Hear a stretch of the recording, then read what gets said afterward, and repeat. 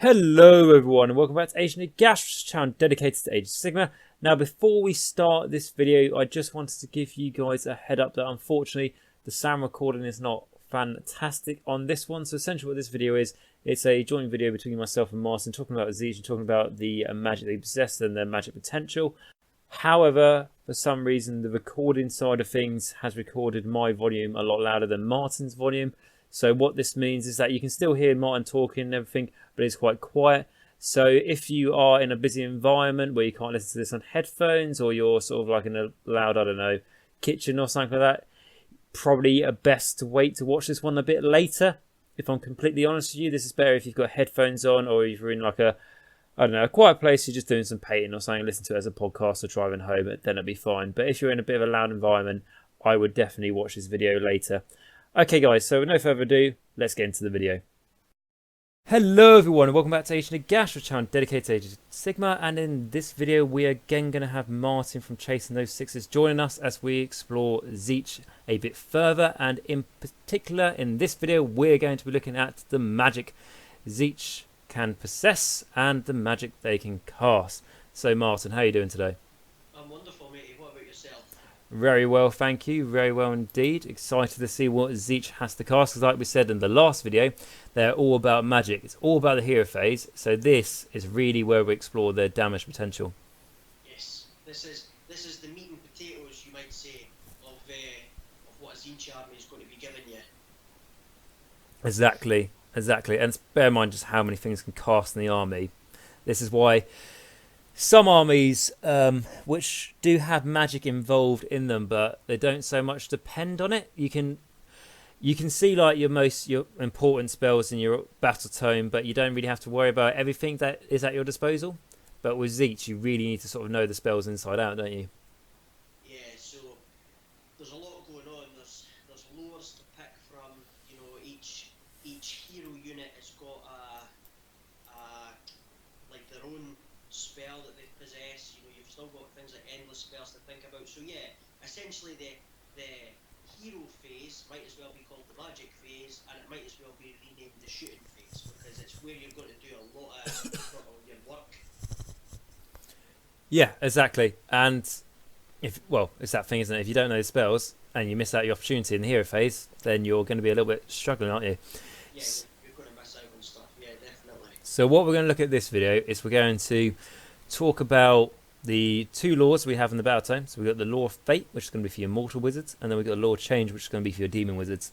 Now, we're also going to mention like endless spells, you know, just to see what ones that we think can be useful for Tzeentch. We're not going to look too much at malign sorcery, and the reason for that is because to do it justice, we would have to go through every single malign sorcery spell, which something I'm thinking about doing for another video, but not for this video, because that would just go on for too long and would basically become the title of this video. And the other reason for it is because, like we've just been talking about with Tzeentch and how much important your magic is, the spells for the Law of Fate and the Law of Change are actually pretty good. And then that's why you want to be using your casting on those spells rather than using them for malign sorcery. Cool. Of course, there are spells like from the Realm of Fire, if you're playing in that realm. I think it's Infernal Blades that you pick a unit and it gets +1 to damage. They're always going to be useful. But, like we say, they're not going to be quite as much as the mortal wound potential from the Tzeentch spells. So, firstly, we're going to have a look at the Law of Fate. And the first one we'll have a look at is the Bolt of Tzeentch. So do you want to take us through that one, Martin? Yeah, so I'll go over sort of the basics of the spell, and then sort of say where I feel like it fits in, if that's okay. Yep, crack on. So Bolt of Tzeentch has got a casting value of 8, has an 18-inch range. You pick an enemy unit, d6 mortal wounds. Nice, really simple and straightforward. It's a mortal wound output. Casting value of 8 is quite high. It's reasonable. That's sort of what we would consider on a 2d6 as an average. But 18-inch range, d6 mortal wounds. It's generally a good spell. I always try to find somewhere to put that spell on in the army, purely because it's damage output. And d6 mortal wounds, you know, if you're lucky, most foot slogging hero you've essentially got a 1/3 chance if they are foolish enough to stray within 18 inches of just deleting an enemy hero, which can be, you know, brutal, or half an Liberator squad, or, you know, it can be very good. It can be very helpful. And what I'd also say, what you said there about, you know, if the enemy's fool enough to stray a hero into that range, the enemy might be fully aware of what you can do with that, but situation may demand for that hero to get in that range. And like, I don't know if it's to get closer to an objective, it's to go closer to support one of their friendly units. And let's say they go, I'm not going to go into that range because I can't risk my, you know, like Lord Castellan dying or whatever it may be. And then they don't go into that range. So you have already, you may not have killed them because they've stayed about that range, but you're already affecting their gameplay. It's already giving you board control, and you haven't even done anything. Yes, and it's not that. The trick is as well is D6 mortal wounds. There's very few things that you wouldn't want to cast that on. So, you know, if you're, because as we said, you've got a lot of spells to choose from. If you're struggling where to put spells, for example, this is a great spell that'll always find a home. You'll always find something to cast D6 mortal wounds on. Hey, you could get unlucky and drop 1 wound. That happens. It's not great. But, you know, when you're talking about, we talk about averages to give us sort of a clear picture. You're averaging 3 or 4 wounds on that. You know, that's a Liberator dead. That's 2 Liberators dead. Maybe not the place for it. It's more of a hero or an elite unit sort of target. You know, Morghast are a great target. Yeah, especially the Harbingers. Yeah, because it's not that you're, as I said in the opening, you know, Tzeentch is you're considering your hero phase like a shooting phase. Well, that tells you something about the army, that melee is not your strong point, and your opponent is going to look to capitalise on that. So at some point, something is going to stray into 18 inches of range and is going to feel the raw end of that. Yeah. So, definitely a spell that I try to find a place for. You know, very rarely does not something in my army have the bolt of Tzeentch. It's a very, very universal spell. It's nice and easy to remember. You know, the range is decent on it, and like I say, D6 wounds. Who doesn't love D6 wounds? Exactly. And you know, when you're talking like if you target more elite things, it's good for. If you look at the other end of the scale, if the enemy somehow is in range of you, and their enemy is, I don't know, a 20-man unit of clan rats, let's say as an example, and you manage to do D6 mortal wounds to them, and let's say, you know, you do as best you can, and you manage to do 6 mortal wounds. Now, the enemy unit is going to more than likely lose a few little rats to battle shock, and those rats can't come back. Yeah, so it can also force your opponent to spend command point. A lot of the Tzeentch stuff, I think people look at it and think, well, that's quite a lot of damage, or oh, that's very little damage. It's not about that. It's about controlling your opponent. So as you said, I want to stay out of that 18-inch range. Well, I'm manipulating the board. But not only that, okay, let's say you drop that block of skeletons in front of me. You know, it's a 40-man block. 6 wounds is nothing. However, on a 5 or a 6 on a battle shock test, you're starting to lose guys. You know, and this is only the hero phase. I still haven't shot at you yet, and I haven't attacked you yet. So I'm either forcing you to spend command points on Inspiring Presence, or I'm just taking guys off the board. Just straight away, I'm removing guys off the board. Like I say, this is a great sniping tool, especially later on in the game when enemy models are starting to get wounded, you know, units are starting to shrink a little bit. This is the kind of spell I like to chuck on an objective. You know, as you said, that 20 block, you know, or that 10-man Settwater squad, it's now down to 4. You've strayed within range of my hero. I can chuck a bolt of Tzeentch on you, knock a couple of wounds off. There's another guy gone. That's maybe just a thing to tip that objective into my favour. Exactly. And just one last thing to say on it, because this was written before 2nd edition, and before 2nd edition, Arcane Bolt was a lot better. And now Arcane Bolt, unless you're getting pluses to your casting, it's sort of just like a load of crap. So the fact... I was just going to say, the other thing with this is it's a within 18 inches, not wholly within. So even if one model is within 18 inches, yep, you can hit that unit with this spell. Well, there you go. And that's, yeah, it's really worth noting down what is wholly within and what is just within, because that makes a huge difference. And like I say, with Arcane Bolt, because that has got a lot worse, when you first stick to this spell, compared to Arcane Bolt, when Arcane Bolt did D3 more wounds, you think, oh, I might just play it safe and go with the casting of a 5. But now, it's like, casting of a 5, there's 1 mortal wound via Arcane Bolt. Or this, casting value of an 8, there's D6. Yes. It's like a no-brainer at that point. Yeah, exactly. And it's an all-round okay spell. It's not, again, a casting value of 8 is quite high. And okay, with Tzeentch you've got a few ways to modify a casting value, but actually for being a spellcasting faction, you don't have a huge amount. I can't give my guys like +4 casting.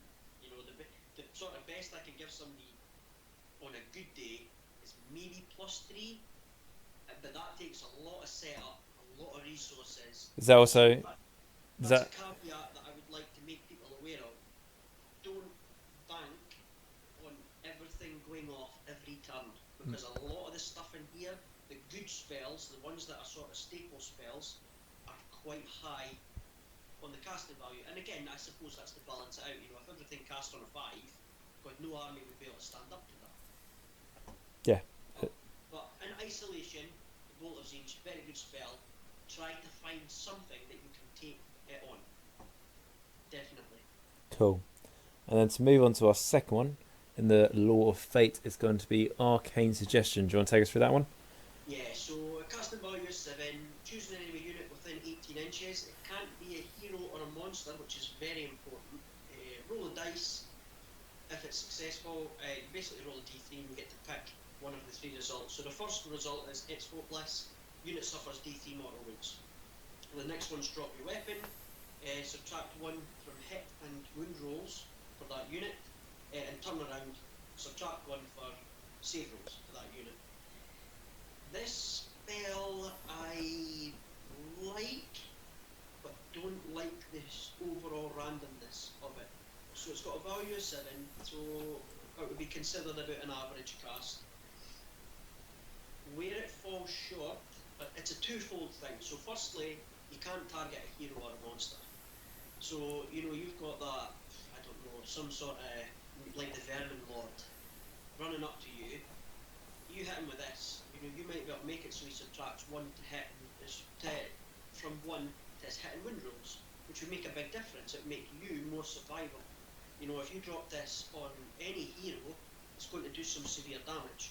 Problem is you can't target them, so you're stuck with units. So okay, let's take a good case scenario. Let's look at somebody like the Blight Kings, who've got exploding 6s, meaning that if they roll a 6, they essentially do extra. I think is it extra wounds or they get extra hits? I think it does extra hits or extra wounds, yeah. Yeah, I can't remember which one, but it basically makes them more effective as an attacking unit. So let's say you target them with this spell, and you think, right, they're going to charge me, because I don't want to charge them, or they're out with, 18 inches, that's a big range, range is good, but I know they're going to charge me, so I'm going to try and essentially weaken them. So you go, okay, so you roll your d3, you get a 1, you do d3 mortal wounds. Well, worst case scenario is you're doing 1 wound. Against the Blight King, it's a bit wasted. It's a bit, I don't know, it's subpar. Drop your weapons, which is a roll of a 2, or well, a 3 or a 4.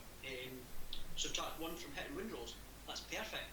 That means that they can't get their 6s. Because, again, old-fashioned rules before they've not had the 2.0 treatment. It's not an unmodified 6, it's just hit rolls of 6. So, yeah, I can push that so they can't achieve that. And turn around. Gives them a -1 to their save rolls, which is great. The problem is you could try to neuter a unit, so again, you could try and remove that exploding 6s thing and might actually end up making it so they have -1 to their save rolls. It's too random. I would have preferred to have been able to pick. If I could have picked from this would be a staple spell, absolutely. Because then I could target things and choose, that Lord Celestin, he's only got 1 wound left. Well, I'm going to pick its hopeless. I'm going to do the d3 mortal wounds. But, I might end up subtracting 1 from the save roll. And it doesn't really, it's just not that effective. It's too random. I've already got to roll to cast. They've got to be within 18 inches. I can't target a hero or a monster, so I can't target, that nice general that you've got sitting at the back that's taking some wounds. I can't do anything to him with this spell. It's too restricted. It's too limited. Would you agree, though, that I know we do tend to look at things competitively, and that's how I do review things in this channel, but thematically, it's very cool. It's very fun. It's a great fun rule. It's even more fun when you get the result that you actually want. That's very satisfying. And that, I have tried it. I have played with it. But I don't know it. Even from a non-competitive standpoint, you know, when it gets to the nitty-gritty, you know, you're top of turn 4 and you're desperate to get an objective, and you really need to get those 3 whatevers off that objective. You want the D3 mortal wounds, and you sort of get the thing to give them -1 to hit and wound. It can be a bit disheartening, and I would say avoid it. I would say give this spell a pass. It is good fun, yes. Throw it in when you're playing against your friends and stuff, but you know, for any kind of competition, even the slightest bit of competition, I feel this spell just really falls short. It's just too random, isn't it? Yeah. You can't rely on it.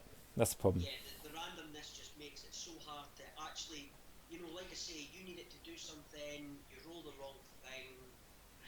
You essentially feel like, yes, okay, you generate the fate point, but it's just, I don't know, it's just not the right way to go. I just don't feel that it needs reworded. I think it needs reworded.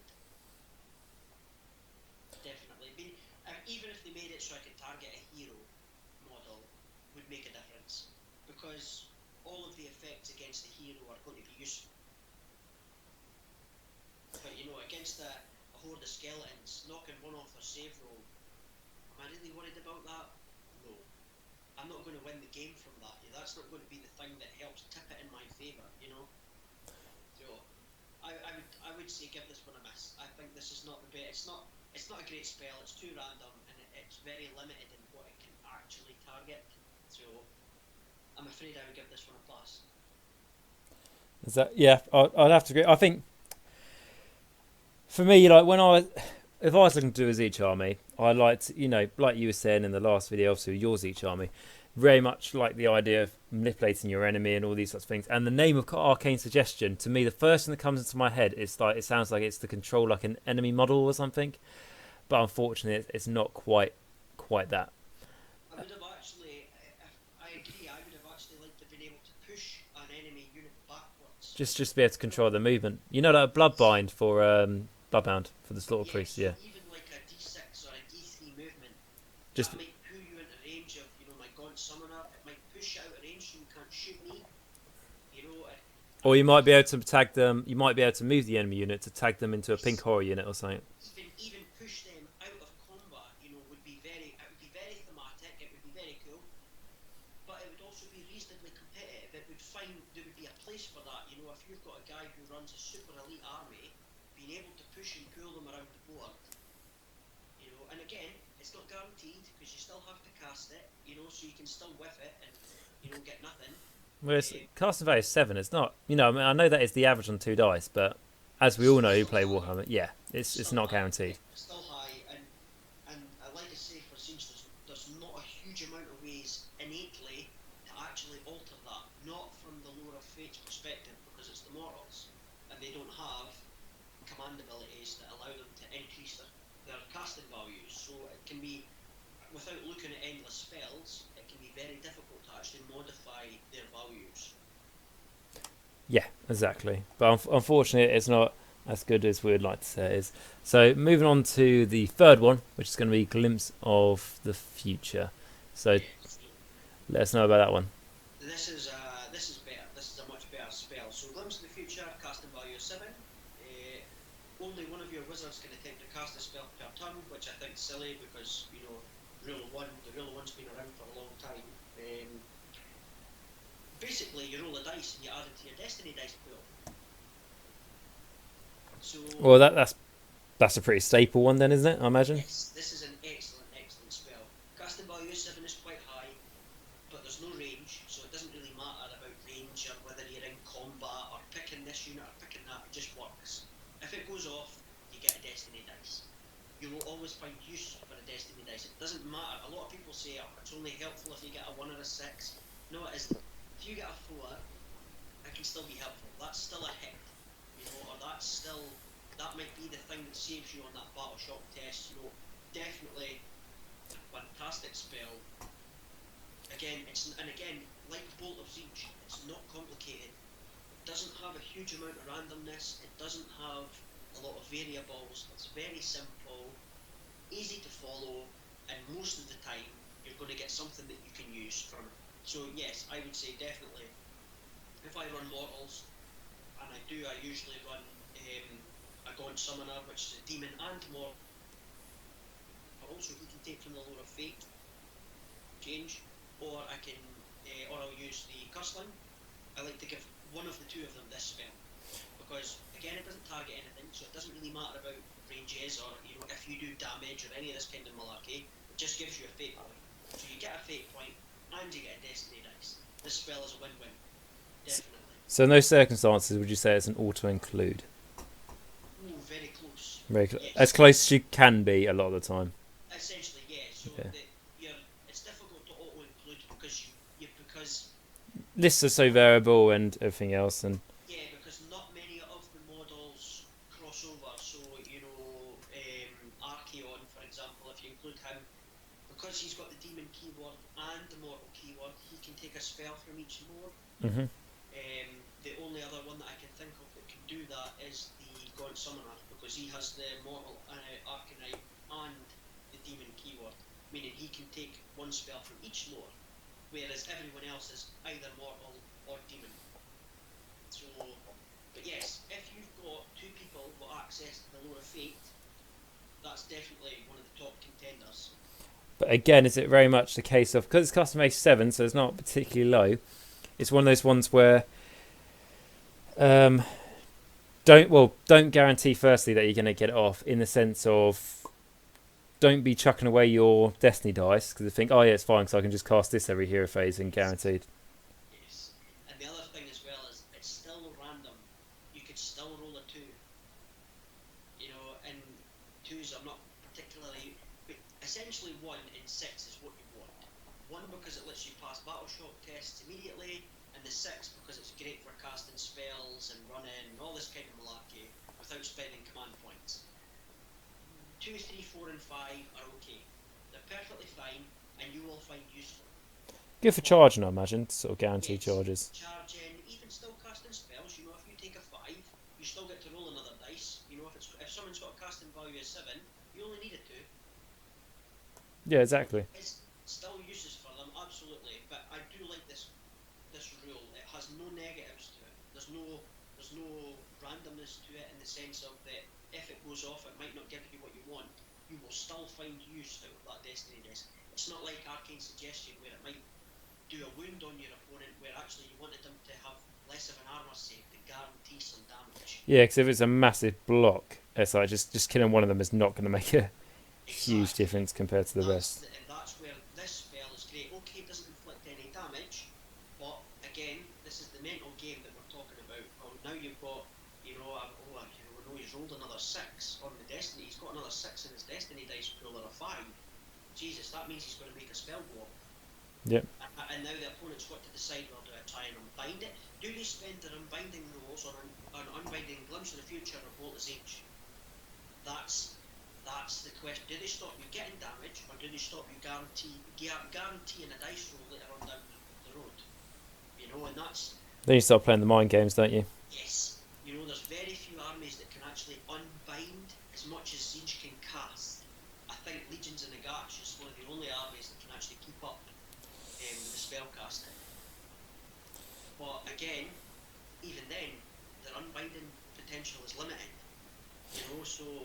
Well, I know, like, as a Legions and Nagash player who's taken Nagash a lot to tournaments, I know, like, basically, in most armies I fight against, the hero phase is mine.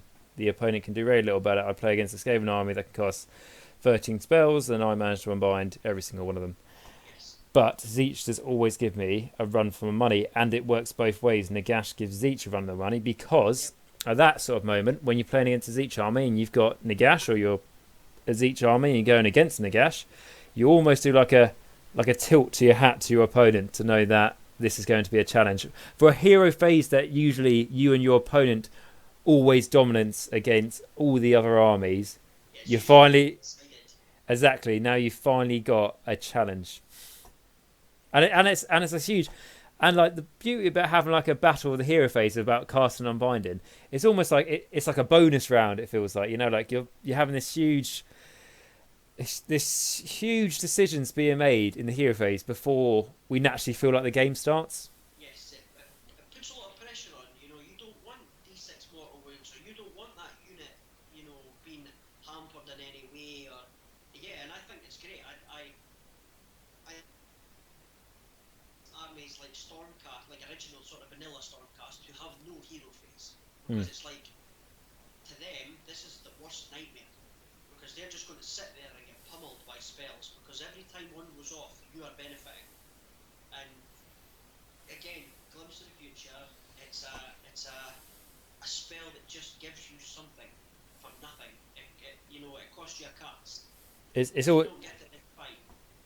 You know, if you get a 7 and your opponent thinks, right, I'm going to unbind them, you've made them waste an unbinding on you potentially getting the Destiny dice. It could be very, very useless.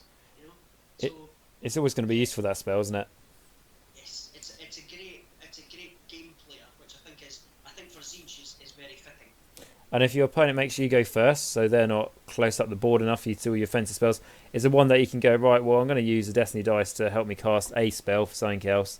Or I'm going to use, you know, so you can try and get a different spell off and then try and replace your Destiny dice by using this one. You know, like it's not going to waste. Does that make sense? Yes, Yeah. You're essentially trading it off to get it back, basically. Yeah. Well, there is actually a caveat to that spell casting thing about people being out of range, but I was going to mention that at the end. So it's up to you. We can talk about it now, or we can talk about it at the end. We'll talk about it at the end. We'll keep going with this. Okay, so that's Glimpse of the Future. The next one we're going to look at is going to be Shield of Fate. So casting value of 5. So far the cheapest spell on the list. If cast, pick a friendly Tzeentch unit within 18. Until the start of your next hero phase, you can reroll save rolls dependent on how many Destiny dice you have. Oh, right. So if you've got 1 to 3 Destiny dice, you can reroll save rolls of 1. If you've got 4 to 6 Destiny dice, you can reroll save rolls of 1 and 2. And then 7 to 9, you can reroll 1, 2, and 3. I'm not a big fan of this spell, because it's basically telling you don't spend the resource that you have. So don't fish an advantage. Yeah, it's... And then at that point, it's like... Then what's the point of having the resource? So don't get me wrong, there are ways to get Destiny dice back. So Glimpse of the Future, there's also an artifact that you can take that lets you roll a dice. I can't remember what it's called, but basically you roll a dice at the start of your hero phase, and if it's a 6, you add it to your pool. That's a 1 in 6 chance you're going to get that. Same with Glimpse of the Future. But you're not... Yeah, I was just going to say, but you're not going to be getting your Destiny dice back to make sure Shield of Fate can be the most powerful it can be. Yes. Not only that, the problem with it is it works in reverse to how I think it should work. It should be the opposite way around. When you have less Destiny dice, it should give you more of a save. That's surely when you need it, isn't it?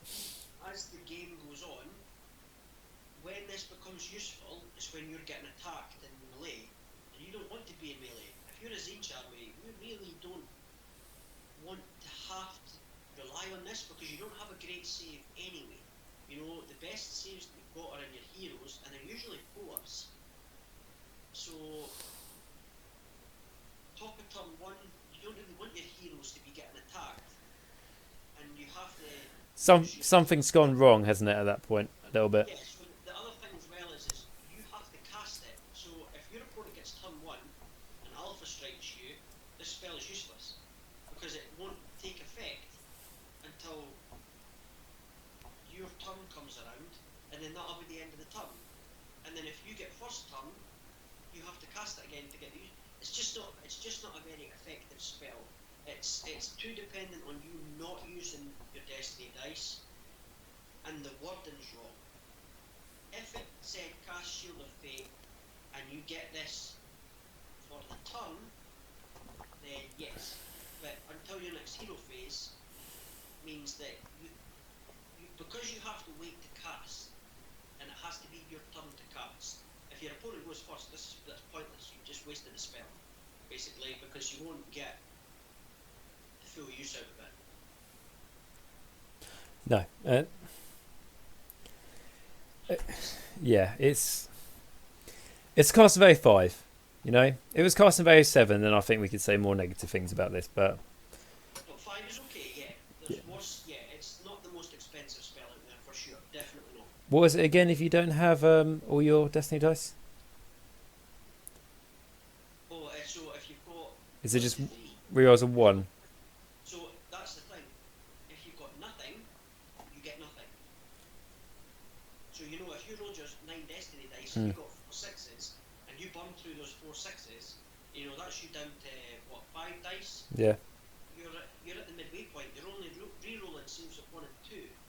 Now, again, as I've said, most armies in the game have access, or quite decent access to Rend, unless you're a Centaur player, or a Tzeentch player.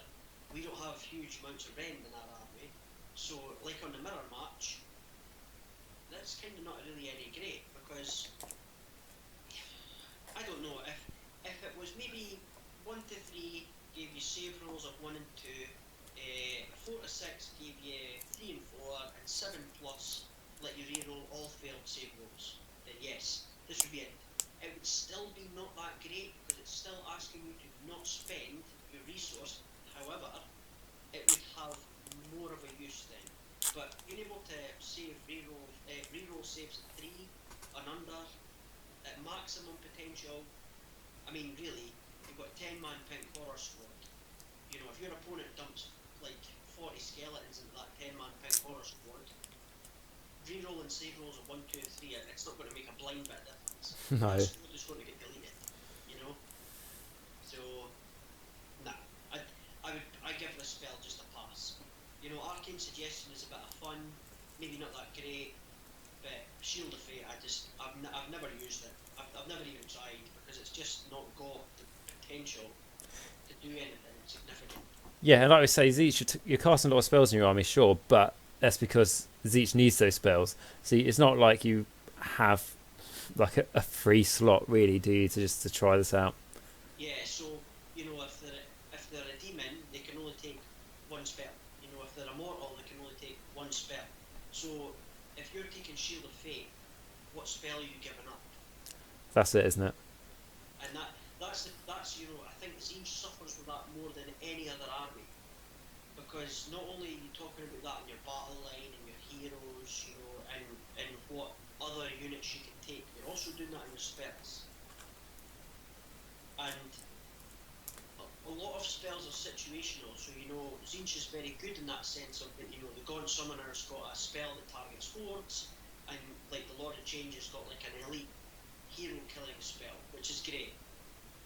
But they can also still be used against what they're not good at, so you can still use the Gaunt Summoner spell with some effect against a 5-man Liberator squad. Just the same as you can still use the Lord of Change's spell against, you know, a 40-man block of skeletons. But when you take Shield of Fate, you're not doing anything. You're giving yourself the potential to reroll saves, but a savvy opponent is going to know where to put their models to put the maximum pressure on you. So no, I would give this spell a pass, just a straight up pass. I don't really rate it at all. That's fair enough. Yeah, it's forcing you to not spend a resource that you need to spend in this army, because it's one of the best parts about it. Cool. So we're going to go to the next one, which is going to be Infusion Arcanum. Correct. So it's another low casting value, so casting value of 5, which is good. Where it falls flat is, if cast, until your next hero phase, add 1 to all hit and wound rolls for the caster. sounds very, very good. However, this is a Tzeentch army.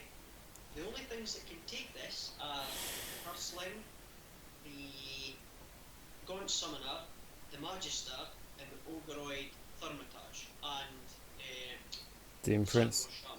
You got They're the ones I can think of off the top of my head. you got the Demon Prince, don't you?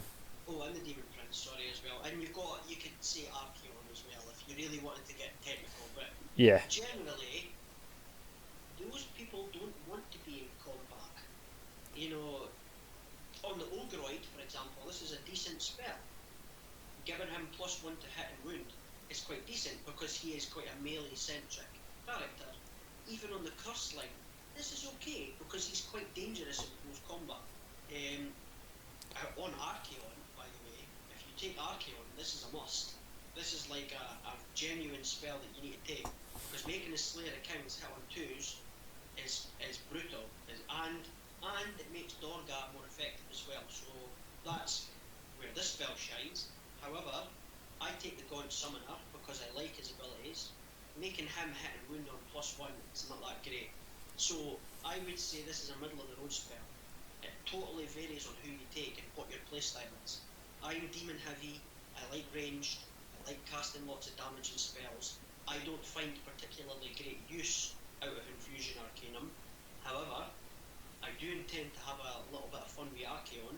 He will be getting this spell because, as I say, making him even more efficient at killing things in melee is only a good thing. Yeah, exactly. And like I say, if he gets the +2 hit, makes him hitting a lot easier, which then means if you've got 2 6s in your wounding, you know, obviously if you've got 2 6s to choose from your Destiny pool. Kings, yep, now it's 5s. Yep. And all I can say about Slayer of Kings, I know like some people got Archaon, may have used him, they may think, you know, he never gets it off. It's really annoying. All I'm going to say is when last time I took Nagash to a tournament, he was locked in a combat phase with Archaon for 3 turns, 3 bloody turns, and they just couldn't kill each other. They just couldn't kill each other because they just couldn't get through each other's saves. I don't know how, I don't know why. And Nagash tried a Hand of Dust Archaon 3 times, and the guy was lucky 3 times, and he did not turn to dust. And then eventually that guy got lucky enough to use the Slayer of Kings against Nagash. And Archaon wasn't getting any bonuses to his Slayer of Kings. So just enhancing that ability, you know, it does happen. It's not impossible. Well, it's not only that. Another thing to consider with that is Destiny dice. I can guarantee on a 5+ that I'm going to put that off. Mental gameplay. People will then avoid Archeon. So if you had Nagash, you looked at my Destiny dice pool and you go, oh shit, he's got a 5 and a 6. If he gets that spell off, he can one-shot my Nagash, and there's nothing I can do about it, because he can just instantly go, that's a 5 and that's a 6, and goodbye Nagash. Yeah. So, like I say, the problem with Tzeentch is it's not a combat-heavy army, and the heroes are not combat-heavy. So, on like a Magister, no use. On a Gaunt Summoner, even less useful.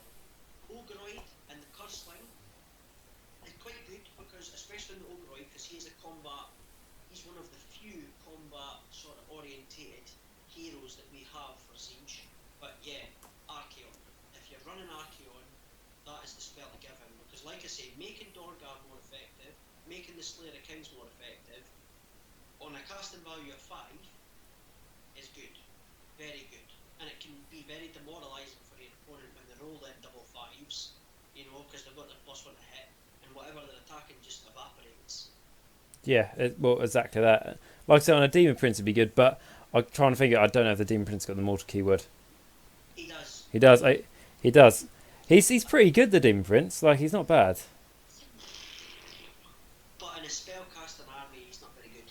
No, but if you need that hero to be a bit of a combat, like, Yes, if you've got one, if you've got a Demon Prince, and yeah, and you've got, you know, you're running Acolytes or you're running Zangors, Demon Prince is not a bad choice, and making him more effective at what he's already quite good at is only a benefit. yeah. But then again, it's like when I went through, when I did the own video and I went through the allegiance abilities and I talked about the artifacts for the mortals are just really disappointed in all of them, because like, I don't want this to be good at combat. I don't want this to be good at combat. I don't. No, it's not even good. It's like I don't want to try and make this okay at something it's bad at. I'd rather make its magic, which is good, really good, rather than make something it's not good, all right. Yeah, it's not even mediocre at that point. It's just. Give me things that increase my spell range, give me rerolls for failed casting, and give me pluses to my casting. Yeah. That's what I'm looking for. I want to channel down that, and sadly, this spell feels out of place. It would be different if I could target something with it and give it +1. Or Yes. if you could target your opponent's models and give them -1, it would be a very, very different kettle of fish then. Whereas this at the moment feels a lot like the Line Sorcery spells, where they just benefit the caster. Yes, and sadly, again, unless you're taking a combat-heavy caster, and that also comes down to the fact of, yes, okay, you've taken a Demon Prince, he's 160 points. Yeah. What could you have taken in its place? Well, that's it. You're not sport for choice with combat orientated. Exactly, and would I rather take him, or would I rather take a God Summoner that could essentially delete half of a unit in one go? I'm going to take the God Summoner. You know, and I'm going to get the fate points, and, you know, it just feels a little bit out of place. Yeah. It just feels like it was shoehorned in to give me like a combat feely kind of attack, and He didn't necessarily want that combat feely kind of attack. no, I do not want to be fighting anything in combat, because it's just going to mince me at. The only time I want to use combat is to slow the opponent down, and this just doesn't have. Sorry, tell a lie. The Demon Prince doesn't have the. It doesn't have it. No, I was unsure about that. I thought it did. It's maybe just a mistake, but yeah, it's just. I would, unless you're taking Archeon or the Ogreoid, I would give this one a pass. It's very situational, but the other side of it is it's cheap. If it goes off, you get a fate point. Can't argue with that. So No, but it's. If you really want, if you love Tzeentch and nothing else, but you enjoy having a bit of a cool sort of medium hero to go into combat, then this is for you. But otherwise, it's not. You got to play armies at their strength, and this is not. This is enhancing their weakness to like make. I say, if you give this to an Ogreoid, it can be quite effective because he has an innate damaging spell. So you can use that spell up until you get into close combat, and then pop this on him, and you make him more effective. But then really, all you're doing is making him more effective at being a hero killer, what he's already effective at. So, no, I would just take spells that inflict damage. That's where I would go with that. I don't see that. You're not going to get the great benefit out of this unless you put it on a big model like Archeon that needs every bit of help that you can give him to make him more effective, because he is a combat monster. Yeah. Anything that gets in combat with him that doesn't have more than 40 wounds is going to suffer, you know, and making him more accurate is only a benefit. So yes, on Archeon, this is an excellent spell. On everyone else in the Tzeentch list, I would give it a pass. And like you said with the Shield of Fate, if you're taking this one, what are you not taking? What are you sacrificing at the end of the day? So with that, we'll move on to that last spell for the Law of Fate, so the last spell for the Mortal Wizards for Tzeentch, and this is going to be Treacherous Bond. Yes, so this is actually quite an interesting spell. This has got a casting value of 6, so it's relatively okay, it's middle of the road. Pick a unit within 18 until unit's hero phase. So long as that bonded unit is within 9 inches of the caster, roll a dice whenever the caster suffers a wound or mortal wound, and on a 2+, that unit suffers the wound instead. This can be very, very helpful.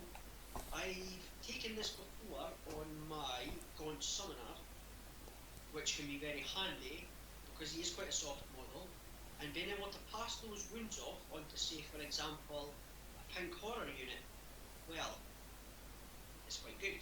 When the Pink Horror dies, it generates some points, it generates me Blue Horror points, which helps me summon. This can be quite a synergistic spell. yeah, I think this is decent. I think as well a lot of the mortal, this is good on Archaon as well. You know, if you've got a big block of 30 acolytes near Archaon, you know, being able to pass the wounds off that he would suffer onto them. Well, that's not a bad thing, is it? Yes, can be quite handy. But again, heroes in combat, trying to avoid that. If we take away the Archaon situation. Yeah, I don't. It doesn't specify combat. It just says when they suffer a wound. So you know, if your opponent shoots at your god summoner, which inevitably they will, because he's quite good, and after you've been, I think it's infernally flamed a few times, you'll learn quite quickly that you want to be picking him off. This can be quite good at keeping him alive.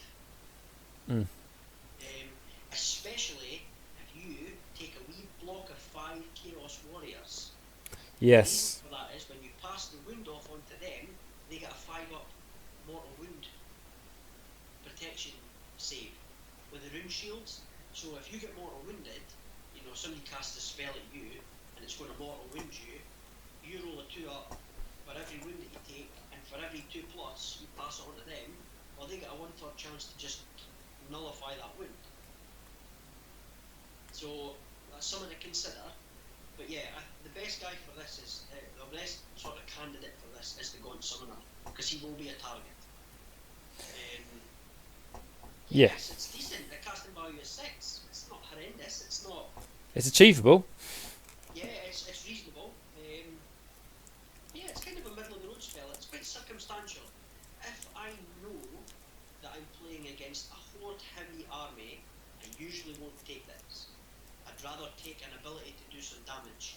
Right. If I'm playing against an elite armies usually have access to decent shooting and melee built into like one profile. So being able to stop them from softening you up before they get to you is always a benefit. So it's circumstantial, but it's not too bad. It's not too bad. Well, I mean, if you're playing against most Stormcast armies these days, they'll be taking a blister and then long strikes, I imagine, as well. Yes. So yeah. It can be quite handy for passing off wounds. And again, if you put it onto Pink Horrors, you benefit from that. Okay, yes, you've lost some Pink Horrors, boo-hoo, to generate blue horror points. Yeah. That's always what you're trying to. If you're taking a demon side of armies like we spoke about in the first video, that's what I want. I want as many blue horror points as you can give me. And it can be frustrating as well for the opponent when they think, right, I've managed to run this unit into range, or walk this unit into range, should I say. I'm going to shoot down his Gaunt Summoner that's right at the back that he thought I'd forgotten about. Okay, I'm getting a -1 penalty because of lookouts, sir. You know, only half of my shots go through. I only get 2 wounds, but I passed them off onto, you know, that Chaos Warrior squad, and then they managed to put one of the wounds off with a rune shield and take 1 wound. How annoying is that? Oh, so there's little things that just make you infuriated, don't they? And that is, again, as each player, you just get so much joy from your opponent. I see in their plans fall to pieces, just as Tzeentch planned himself. Just planned. Yeah, literally, yeah. Right, okay, and then moving on to the lore change, which is for the demon wizards, and something that is worth mentioning is that if your keyword for your hero is demon and is mortal, he can choose from either one of these. So he can choose from the Law of Fate, the Law of Change, just so everyone is aware of that. Obviously, he can only pick 1 spell, unless I'm corrected. So he's going to have to choose. He can't pick 1 from each list, but he has more options. No, incorrect. You can take 2. Oh, you can take 2. For example, Gaunt Summoner or Archaon have both the mortal and demon keyword. They can pick 1 spell from the Law of Change and 1 spell from the Law of Fate. Oh, right. I presumed it was going to be like, you know, when it's artifacts and stuff, and it's a case of, you know, they can only have 1. But that's interesting. Is one of the few that can do that. So, for example, Because if you take Archaon and Nurgle, you can only pick from one of the spell lores. yeah, so Each you can pick from both. I'd say for Legions of Nagash as well, you can only pick Yes. 1. Yeah, so yeah, that's a pretty nifty. Because the Tzeentch side of things is keyword dependent more than Allegiance Mm. So, like taking a demon prince, for example, they can pick from the Lord of Change. So, you know, it can be, well, you can make them a wizard by giving them an artifact, and then you can pick from the Lord of Change. So there's a bit of jiggery pokery you can do, but yeah, generally the only two that come to mind that can take both is the Gaunt Summoner and Archeon, because they are the only two with both keywords that I can think of off the top of my head anyway. But Yeah, I think you're right. the Lord of Change is definitely my more favoured lord. That's good. Especially things like the Lord of Change, which you're saying like when he goes to cast a spell, if he gets a, isn't it? He matches the lowest dice, to the highest dice. He's got mastery of magic. So when you roll a dice, you take the highest dice and you match it. Yeah.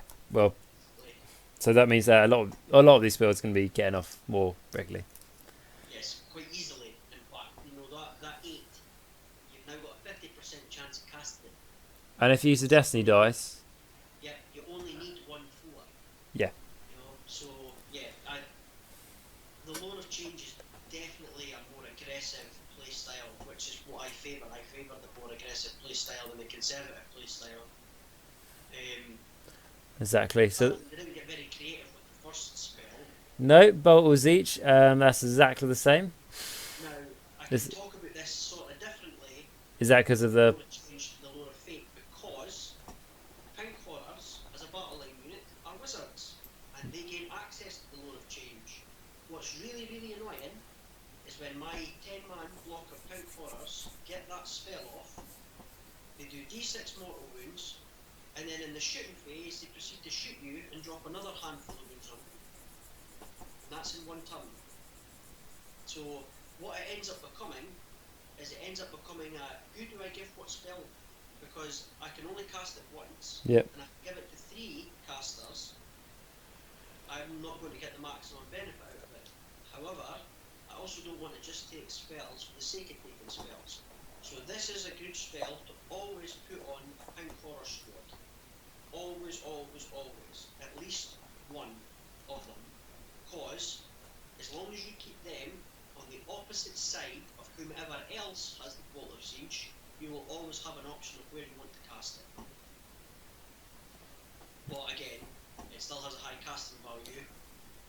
But for your Lord of Change, that's not a problem. Lord of Change, yeah, it's a great way to output mortal wounds from him. However, he already has quite a decent mortal wound output spell built into his war scroll, which we will go over later on. Mm-hmm. I would say that I find this better on somebody. Gaunt Summoner can be quite handy on him, because he's got a very horde killing spell.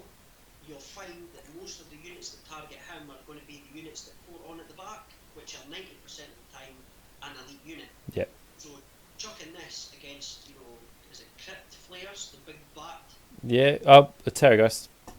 Do you mean the monster or the unit? The unit. Yeah. Crit Flares, yeah. You know, chucking it on them, getting D6 wounds. What's that? 2 dead? 1 dead? 1.5 dead? D6 wounds. They have 4 wounds each, so yeah, 1.5. If you hit the 6, that's 1 1.5. Instantly dead. 1.5. They got 4 wounds, so it's. He can cast 2 spells. So he can cast this and then cast another spell, his innate spell.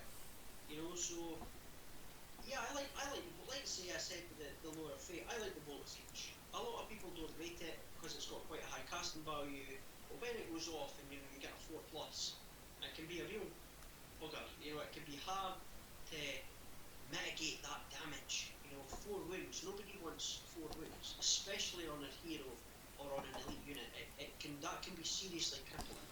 You know, that's if you've got a unit of 3 guys and you take one of them out of that, you know, that's a third of the effectiveness gone.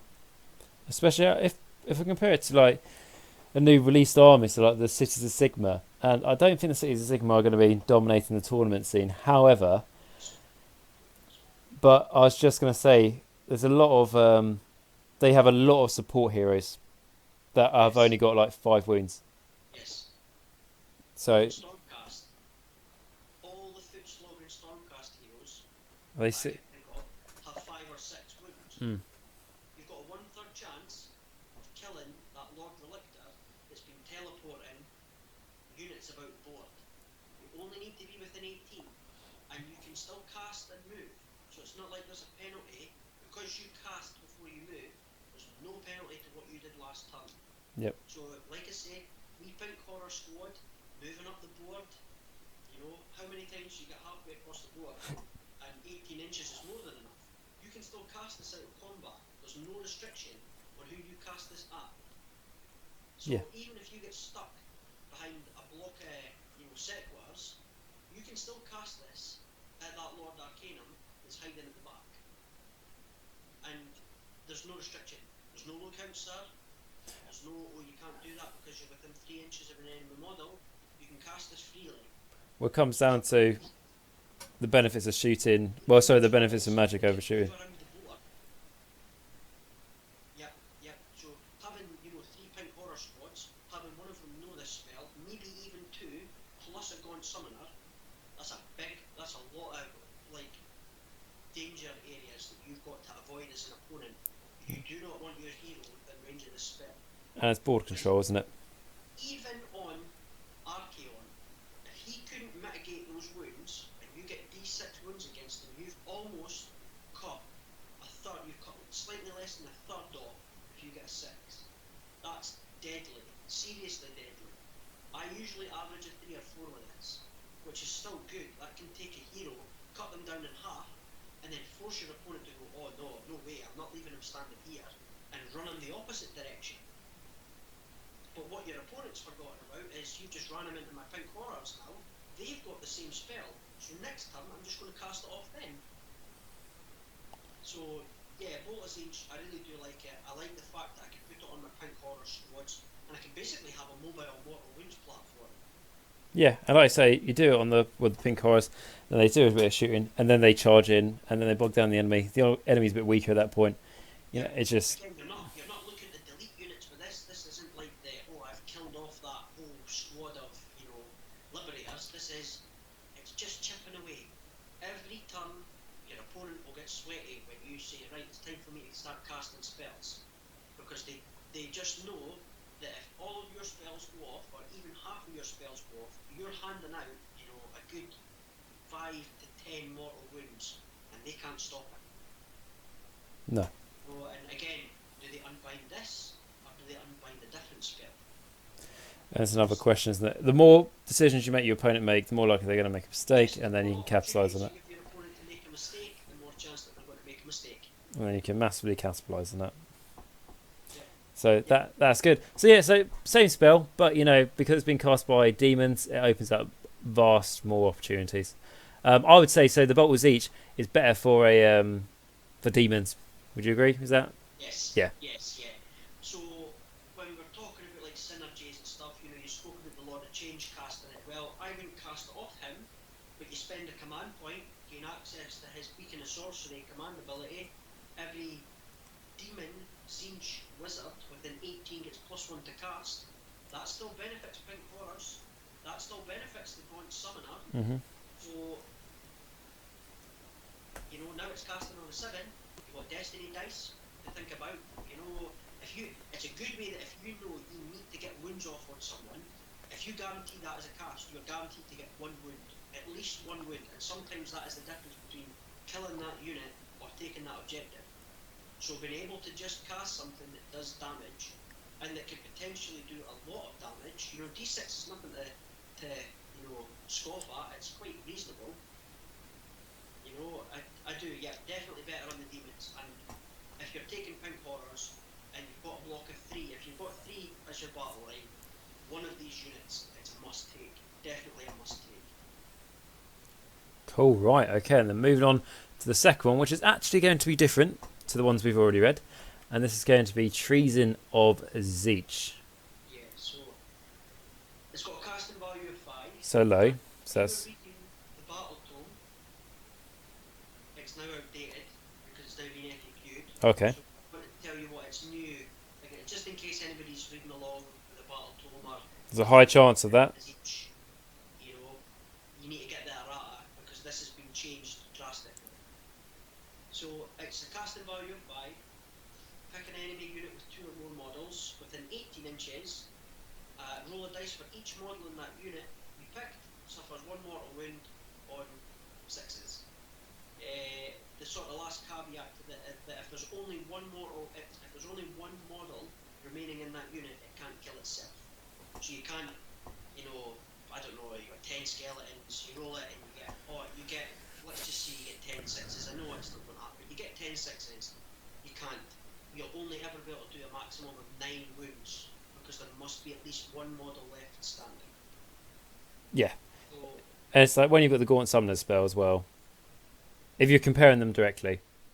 yeah, so this is not as good as the God Summoner spell because it's 6s. However, it's only got a casting value of 5. And you could do the Gaunt Summoner spell and this spell. You know, like there's... Yeah, so and it can be taken on a pink horror squad because they can take this spell. So it's a low casting value, and if you're running them towards a big block at 40, you've got 6s. I'll take mortal wounds any day of the week. You're still getting a fate point from casting it. It's not great. If it was a 5, then yes, this spell would be very good. But a 6, and only a 6, you can't modify that 6. You know, this is a middle of the road spell. This is a spell that if I have lots and lots of casters on the board, and I'm trying to avoid duplication as much as I can, I'll happily take this spell and give it a bash.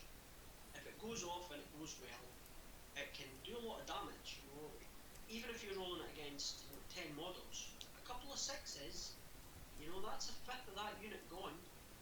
It can, or you know, that's decent. You know, it could be better, but you know, it's not the worst spell in the world. And again, it's only casting value of 5, and 18 inches is a big bump. Yeah, it's. I think it's also one of those things, isn't it? If you're going to a tournament, you don't know what you're fighting. But if you're going to, you know, if you know what army you're fighting, you know you're going to be fighting hordes. You know you're going to be fighting, you know, multiple blocks of 40 models. It's not a bad spell. Like Skaven Tide, Yeah. this is a very helpful. Oh, you've brought 120 clan rats. Well, I'm going to need to get some more dice.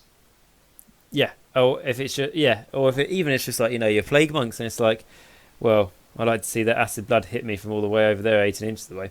And the other side of it as well is it's not wholly within, it's just within. So even if your opponent picks models off to take them further away from the caster, it's too late. You've already suffered the damage. You can't avoid it anymore. It just targets the unit, so which is very good. Within 18 inches is very good. That gives you a lot of flexibility. And it also, something that I maybe should have mentioned at the start, is it gives you the opportunity to make mistakes when it comes to your positioning, which is not like a lot of armies. From a beginner's point of view, yes, you've got huge amounts of spells to remember. Don't bother trying to remember them all. Write a cheat sheet. But before we go to that, I would say that this is forgiving when it comes to movement mistakes, because you don't need.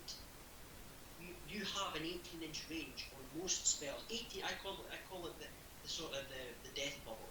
Yeah. Most spells for Tzeentch are 18 inches. So having that potential to move your opponent around, or they will suffer for it.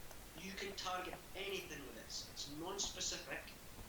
Doesn't matter if it's a hero. Even if it's a hero, as long as it's got more than 2 models, or 2 or more models, you can still target like a Morghast unit with this. You know, if your opponent brings 2 Morghast, if that's the only thing in range, then cast it. If you get a 6, it's a wound. It's better than nothing. But again, you're taking this, what are you not taking in its place? If you've got a lot of duplicate spells or a lot of pink horror squads, I like to run the spell in a pink horror squad, because you'll find that they'll always hit the battle line first. And most battle line have 10 or more models. Not all, but most have 10 or more models. You're going to get a couple of 6s. It's a couple of mortal wounds that can't be stopped unless they've got a specific rule. It's damage, and at the end of the day, I'm not going to blast my opponent off with 2d6 damage. For a Tzeentch, it's every hero phase is chipping away wounds, and this is a nice little way to do it. Yeah, it's chipping away wounds. It's also, like we mentioned before, about bravery. Yes. It's gonna be for those arms. I think also, if the Gaunt Summoner spell, if that wasn't a thing, I think we'd be looking at this spell with a lot more praise. Absolutely, yeah, and yeah, definitely, definitely. It's a decent spell by any means. Like I say, it's not the worst spell in the book. The next one that we're going to talk about is pretty not great, but this is quite a decent shout. It's not got a high casting value. It's got great range, and it's only got a requirement of 2 or more models. So you can't use it on heroes, but you really want to use this on big blocks. So if your local meta, is just filled with flesh eater cohorts, legions of Nagash, millions of skeletons or zombies, or Skaven with a whole table's worth of rats, this will make them think twice about running that unit into this caster. Like I say, 40 dice, 6s, you're going to get, even if you said you got 5 or 6, it's but as you say, that can be enough to push them into the battle shock phase where they're going to start losing more. If I concentrate other spells onto that unit, I'm going to really force them into the battle shock phase, which means I'm forcing you to spend command points. Exactly, and yeah, you look at it as like they don't spend a command point. Cool, that unit's running away. They do spend a command point. Brilliant. They're using a command point for that, and unless they're like Gloomspite Gits or something, no army really has spare command points. Go, well, I wasn't going to do anything with it anyway. That's a conversation that does not happen. Yeah, so I mean, only really the Heldenhammer for the cities of Sigmar, they seem to be a big command point for them. But forcing them to spend them is always good because it means they're not re-rolling that crucial save roll. It means they're not re-rolling that crucial hit roll. Mm-hmm. You're pushing them into spending or that charge roll. Yeah, not. Spend it on stopping things from running off the table. Which, by the way, I'm going to make you do again next turn because I'm going to use my destiny dice that I've been saving up to force the spells to go off. And you're not going to be able to stop them now because I'm going to use 6s to make it a 12 so it can't be unbound. Exactly. I'm going to force you. I'm going to really with Tzeentch, you've got to make a choice. Do you target one unit and try and blast it down as much as possible, or do you spread it? And that's going to come down against what you're playing against. And this is a horde killing spell without any mistake. Little bit on the ineffective side. I wish it was a casting value of 6 and it was a 5 up. It would give it a bit more sort of usefulness. But again, nothing to scoff at. Against big blocks of enemies, chucking out a handful of mortal wounds is decent. Yeah, exactly. And like you're saying, against those generic command abilities, you're making the opponent have to spend the command point to do the inspiring presence instead. If you do against more, you're doing it especially a cult army. If you're really endanger them and for them using that, if you target a ghoul unit and you do so much damage, that ghoul unit is going to run away. They don't want it to run away because then they can't heal it. So they spend a command point to make sure that ghoul unit is inspiring presence. That's one feeding frenzy they're not getting. Similarly, Slaanesh, they love their Keepers of Secrets piling and attacking. You make them waste the command point. That's one less Keeper of Secret piling and attacking twice. And the other thing with this as well is, it casts on a 5. So if I roll a 5, the opponent might go, I'm going to unbind that. That's great. You unbind that, but don't unbind my Bolt of Change. Yeah. It's on Bolt of Tzeentch, sorry, Bolt of Change is the Magister spell. Yeah, but so I'm forcing you to spend your limited unbinds on spells that might not even be horrendously effective. However, if you fail that unbind, you still spent your unbind, I still get a fate point, and I'm potentially going to inflict damage on you. So in that scenario, that is a win-win. And then I might make you force your battle shock to spend your command points, or make you take battle shock.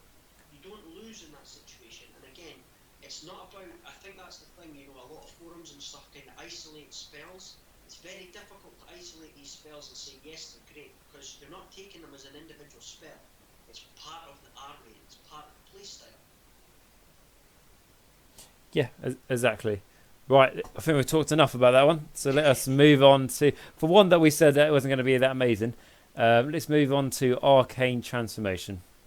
So Arcane Transformation, thankfully it hasn't been allowed. So it's a casting value of 7. Pick a friendly hero with an 18, you can permanently increase that model's move, bravery, or attack of one of its weapons by 1. However, it can only be targeted once. So firstly, you can understand why it can only be targeted once, because it's... Yes, because stacking that +1... Well, you're not going to take the movement, let's be honest. 1-inch movement is never going to win you the game.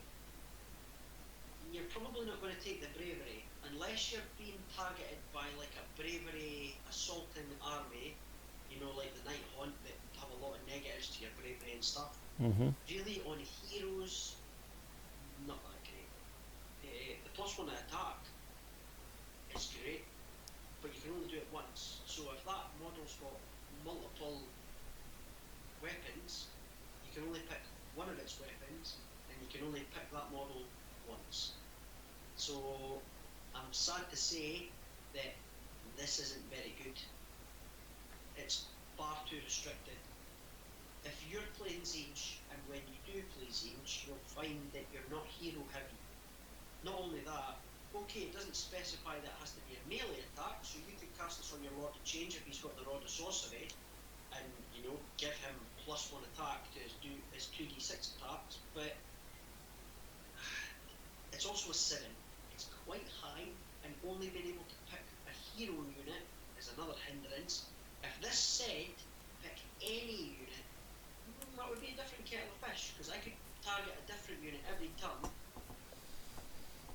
and my pink horrors could take this, and they could give themselves extra attacks, permanently increase their attacks, and then when I bring that blue horror squad on, I could give it to them, and it would be great, but it isn't. It can only target heroes, so really, you can only target the guys you want to be in combat. So Archaon's a prime choice for this, but you can only target him with it once. So I would give this spell just a straight up pass. I don't think it's that good.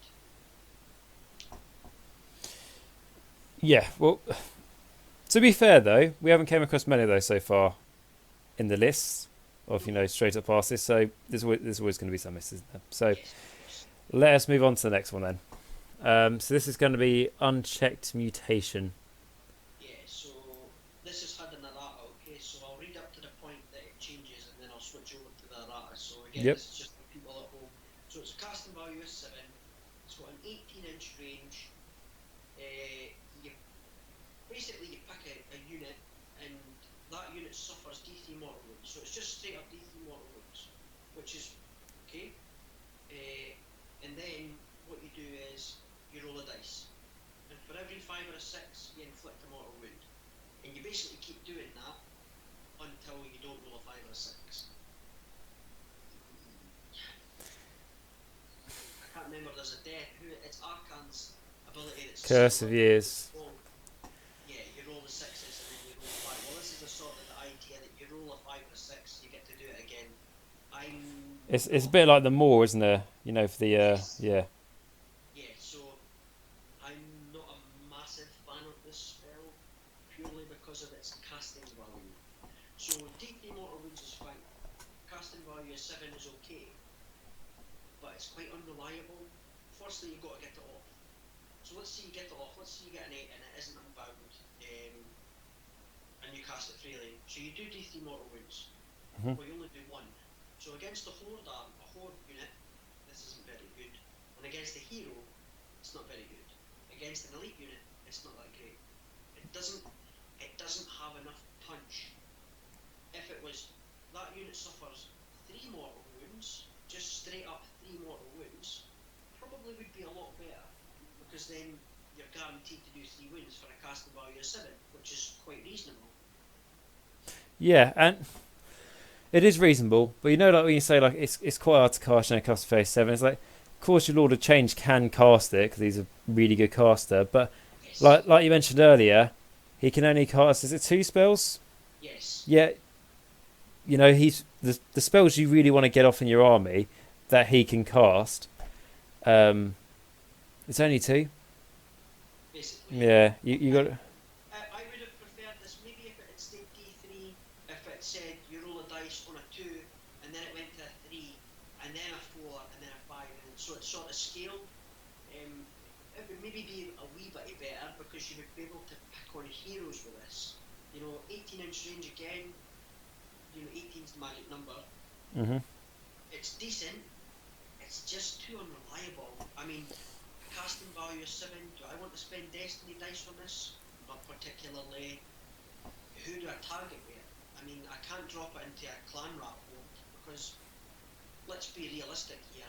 You're going to average a 2 on that D3. So you've done 2. If you roll a 5 or a 6, you've done a wound. How long is that going to carry on for? Probably not long. Like I say, it should have been done in reverse. It should have been that it started off low and climbed high. But again, this is a spell that I never take. I've never ever taken this. It's just not effective. It's too dice heavy. That sounds silly in a dice game, but you really are. You're rolling to cast it, then you're rolling to see how many wounds you do, then you're rolling again, and then you're rolling again, and it's too unreliable. It's too unreliable. Yeah. So sadly, this is for me personally, this is another straight up pass.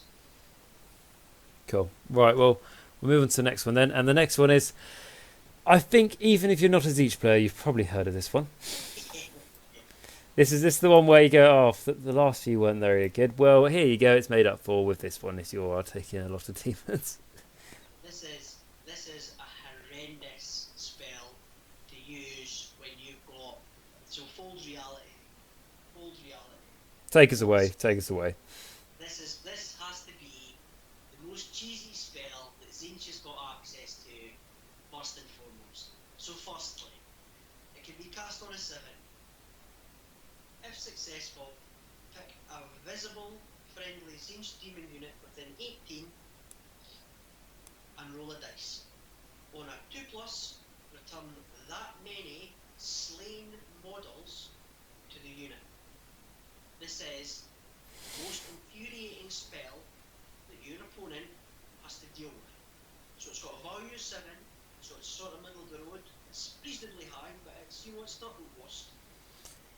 But being able to bring back 5 of those pink horrors that you just killed is absolutely the worst thing you could do as a human being to anyone. If you roll a 1 though, do you wipe out the unit or do I? Yeah. That's the risk. Bear in mind, Destiny dice.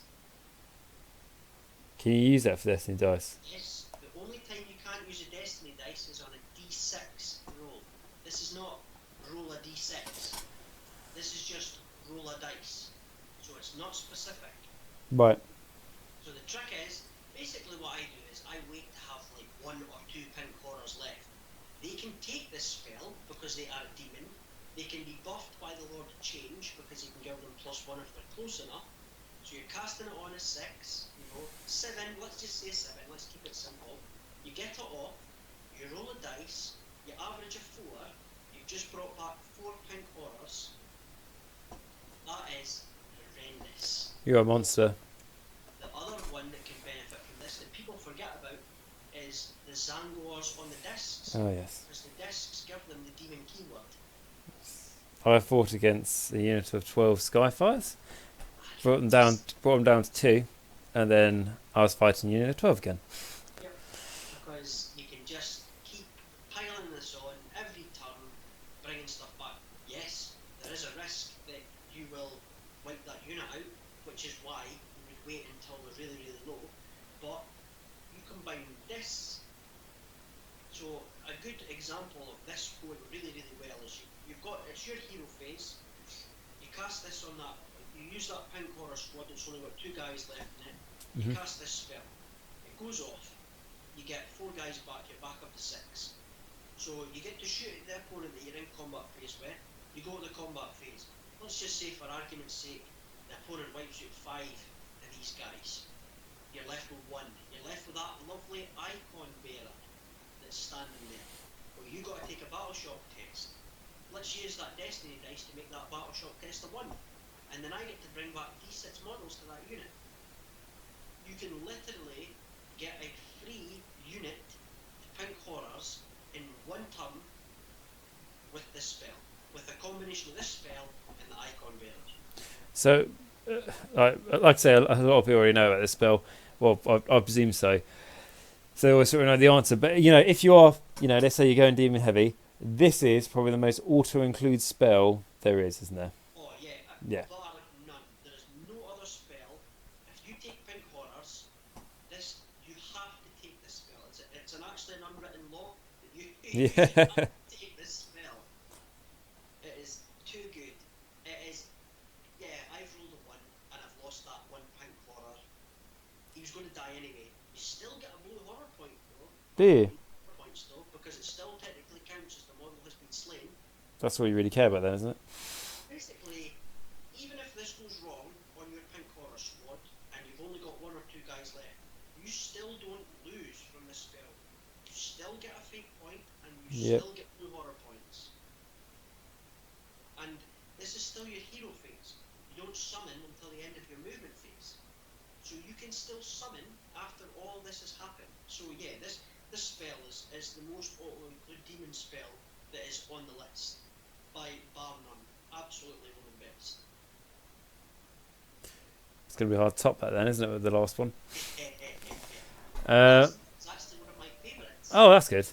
So, Tzeentch's Inferno. So, why is it one of your favourites then? Glad you said Inferno, because in the book it's actually Firestorm.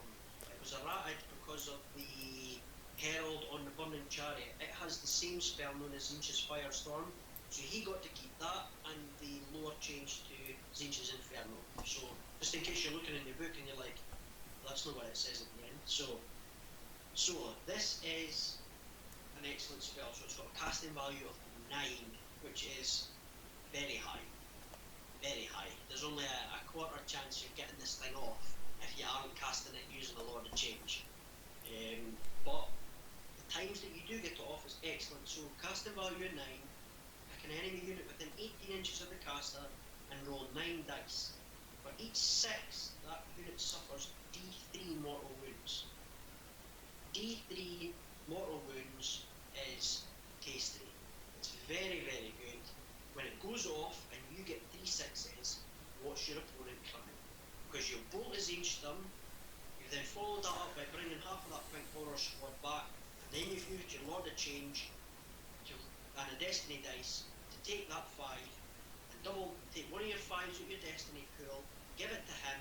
It's now a 10, plus 1 to cast makes it an 11. It's almost impossible to be unbound, so an 18-inch bubble on it, and when you drop out D6 or when you start hitting 3D3 mortal wounds, that's when it starts getting very, very interesting. I love this spell. It never goes off without Destiny dice. It's so hard to make an effective spell. It isn't even that great because it's 6s. Yeah. When it goes off, it's fantastic. When it goes well for you with a spell, it's horrendous. You need good Destiny dice, or at least a lot of change, really, don't you? To get. Basically, yeah. If you're trying to cast this up at anything else, the Gaunt Summoner can be okay at casting it, because again, tapping into things like the Chronomantic Cogs can increase your casting value and stuff like that. But I always take this on a lot of change. But it's this spell and his innate spell, that's a hero killer, because you get to roll 9 dice. Yeah. So it doesn't count. It doesn't matter if that unit has got 40 guys in it, you still roll 9 dice. It doesn't matter if it's that Lord Celestin that's just crashed onto the table and you don't want to deal with it. You just pop this on him, couple of 6s, cheeky wee bolt of Tzeentch, he's gone. Yeah, exactly. And it's like what we said earlier, how talking about the Lord of Change, saying there are certain spells you want to give the Lord of Change, and this is one of them, isn't it? Yes, because it's got such a high asking price. Yeah, the casting value at 9 very high. But you combo that up with an artifact to give him, like the Mark of the Conjurer. When you get a double, when you roll for a spell, if that roll is a double, you generate 2 fate points instead of 1. Well, his spells are always a double. Even if you fail, you still get double points. So it's handy, it can be very useful, but it means that with his command ability, you only need to roll a 4 to get this spell off, because the 4 will translate into 2 4s, plus 1 from his command ability gives you a 9. This is also a very hard spell for your opponent to unbind, because they will need a 10 to unbind it. So if you you get an 11, if you can find a way to bump this up to an 11, your opponent needs double sixes to unbind that. And spend the unbind roll trying to stop it. Yeah, and at that point they need to have an Arcana and a Gash or something along those lines to really stand a chance. Amazing luck, but even then, even if they've done that, they've spent that unbind. They can no longer stop you from doing other things. I like to cast this first because this is the psychological spell. This is the one that your opponent goes, it's got a casting value at 9. It doesn't matter what the effect is. They just hear that it's got a casting value at 9 and they go, oh no, that's going to be horrific. Yeah, exactly right. It's the psychology in it, isn't it? And yeah. It's a great spell. It's great. When it goes off and you get 2 or 3 sixes and you roll your d3s and you get 2s and 3s, it's music. It's, you know, you're chucking out a handful of mortal wounds. Again, it gives you fate points. When you put it on the Lord of Change with that artifact, it's generating double fate points. It's doing damage. It's got good range. It doesn't say anything about you know, restrictions on heroes or units. It can be you. If you've got a target, you can throw the spell at it and do something. You'll always be able to target something. Yeah. So I would only really recommend it on Lord of Change.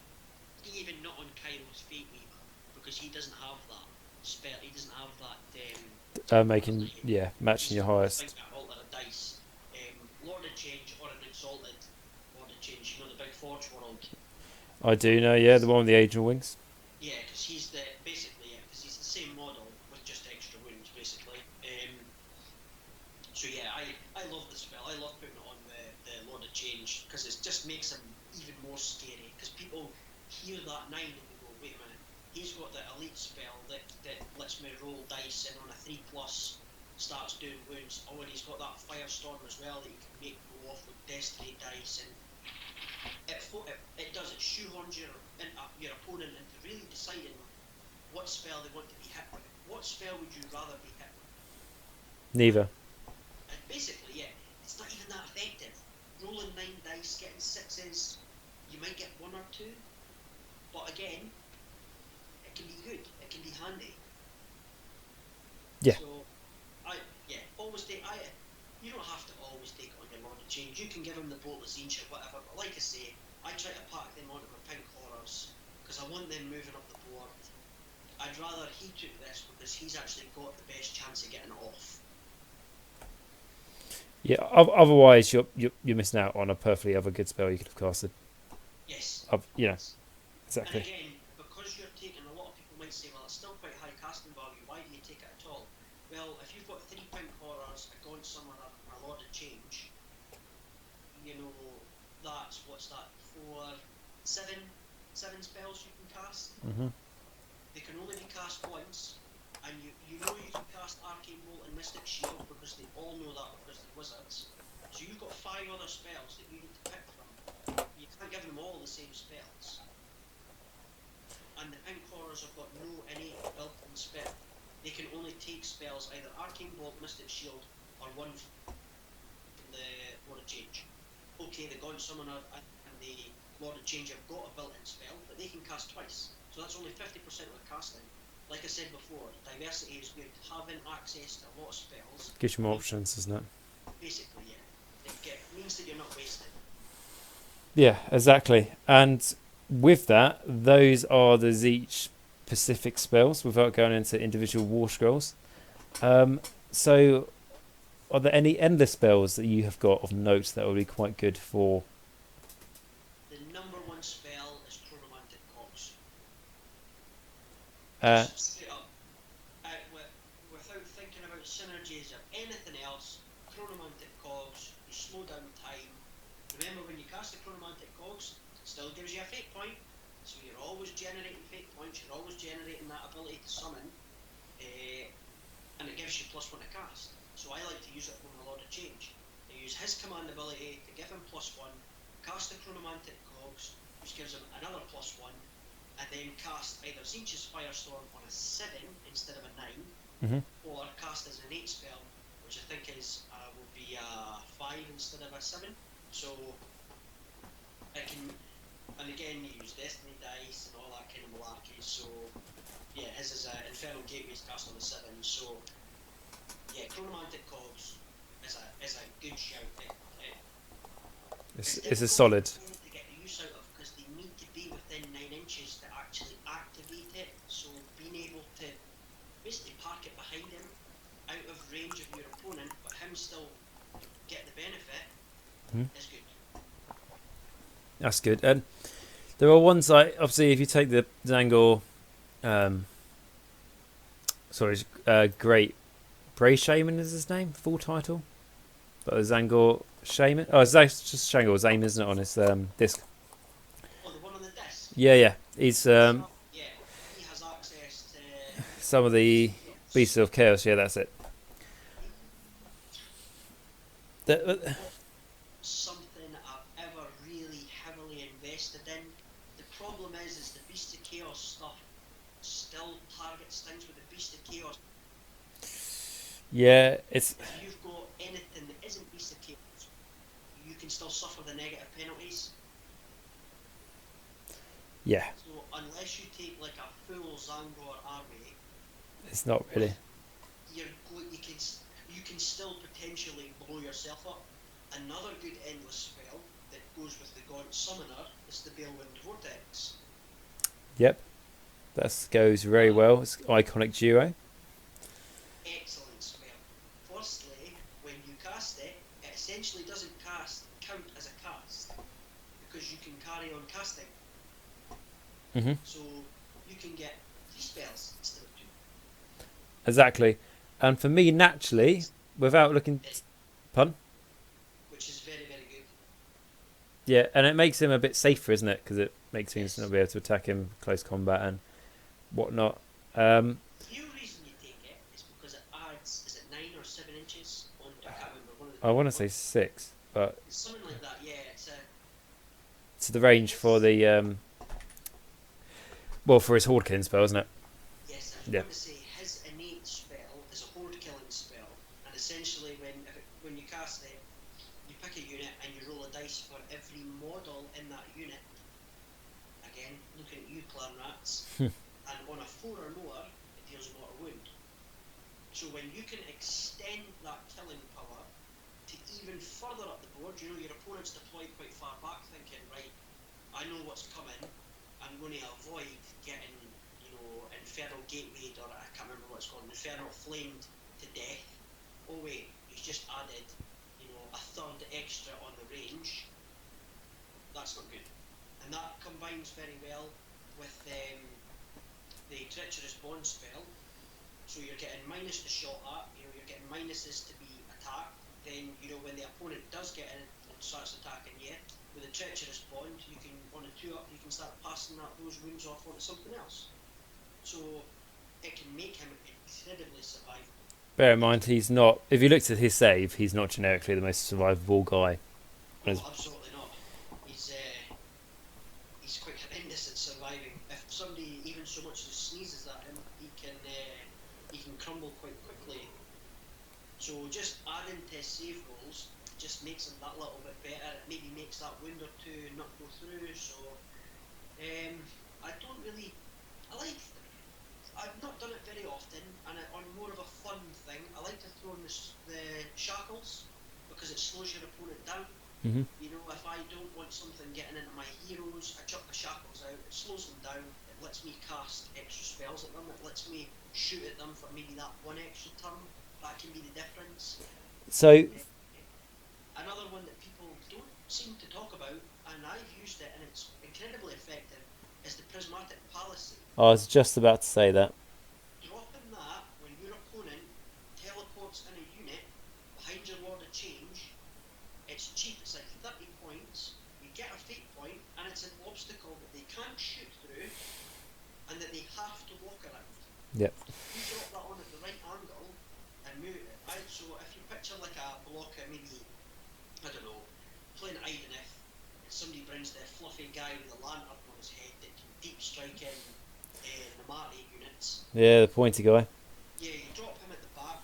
What you do is you put that over sort of like half of the front of the unit, and then you move your Lord of Change in the opposite direction. What it means is they've got to go like the long way round to see him. So it basically buys you a turn, and then you can spin round because you might still be able to see a model and cast a spell at them. So yeah, it can be. I like the prismatic palisade. It can be a bit of a delay tactic. And that palisade, would you say offensively it could be good in the sense of, let's say the enemy's got, let's say Stormcast army, they've got a ballista set up, whatnot, Yes. and it's set up in terrain, so it gets +2 to its save because all other artillery don't get any cover save, so I don't understand that. However, and you set this palisade up directly in front of it as best you can, or in between your, let's say, Lord of Change and the ballista. Yep. Now the ballista's going to have to move. What's even better is when you're running your pink horror unit up the field, you can see your opponent's like, I'm the way to charge you, and then you drop that down in front of them and then run the other way. Horrendous. It's so, because then they can start casting spells at you. It's all about board manipulation, and this is excellent board manipulation. I've seen some people take like a purple sun because it's got like a low casting value and stuff, but they've already got quite a reasonable access to mortal wounds. So Well, the purpose one for me, I looked at it lately and I was like, if I can shove that thing through a spell portal and get it to activate once it's gone through the spell portal, it'd be great, but that's not how it works, unfortunately. so a lot of the time I was just about to mention them, the Umbral spell. I was going to say, because naturally, without looking too much into them, with Tzeentch, you would naturally think Tzeentch and spell portal was fantastic combination. You would think that, however, bear in mind The enemy can cast through it's them. a combat army.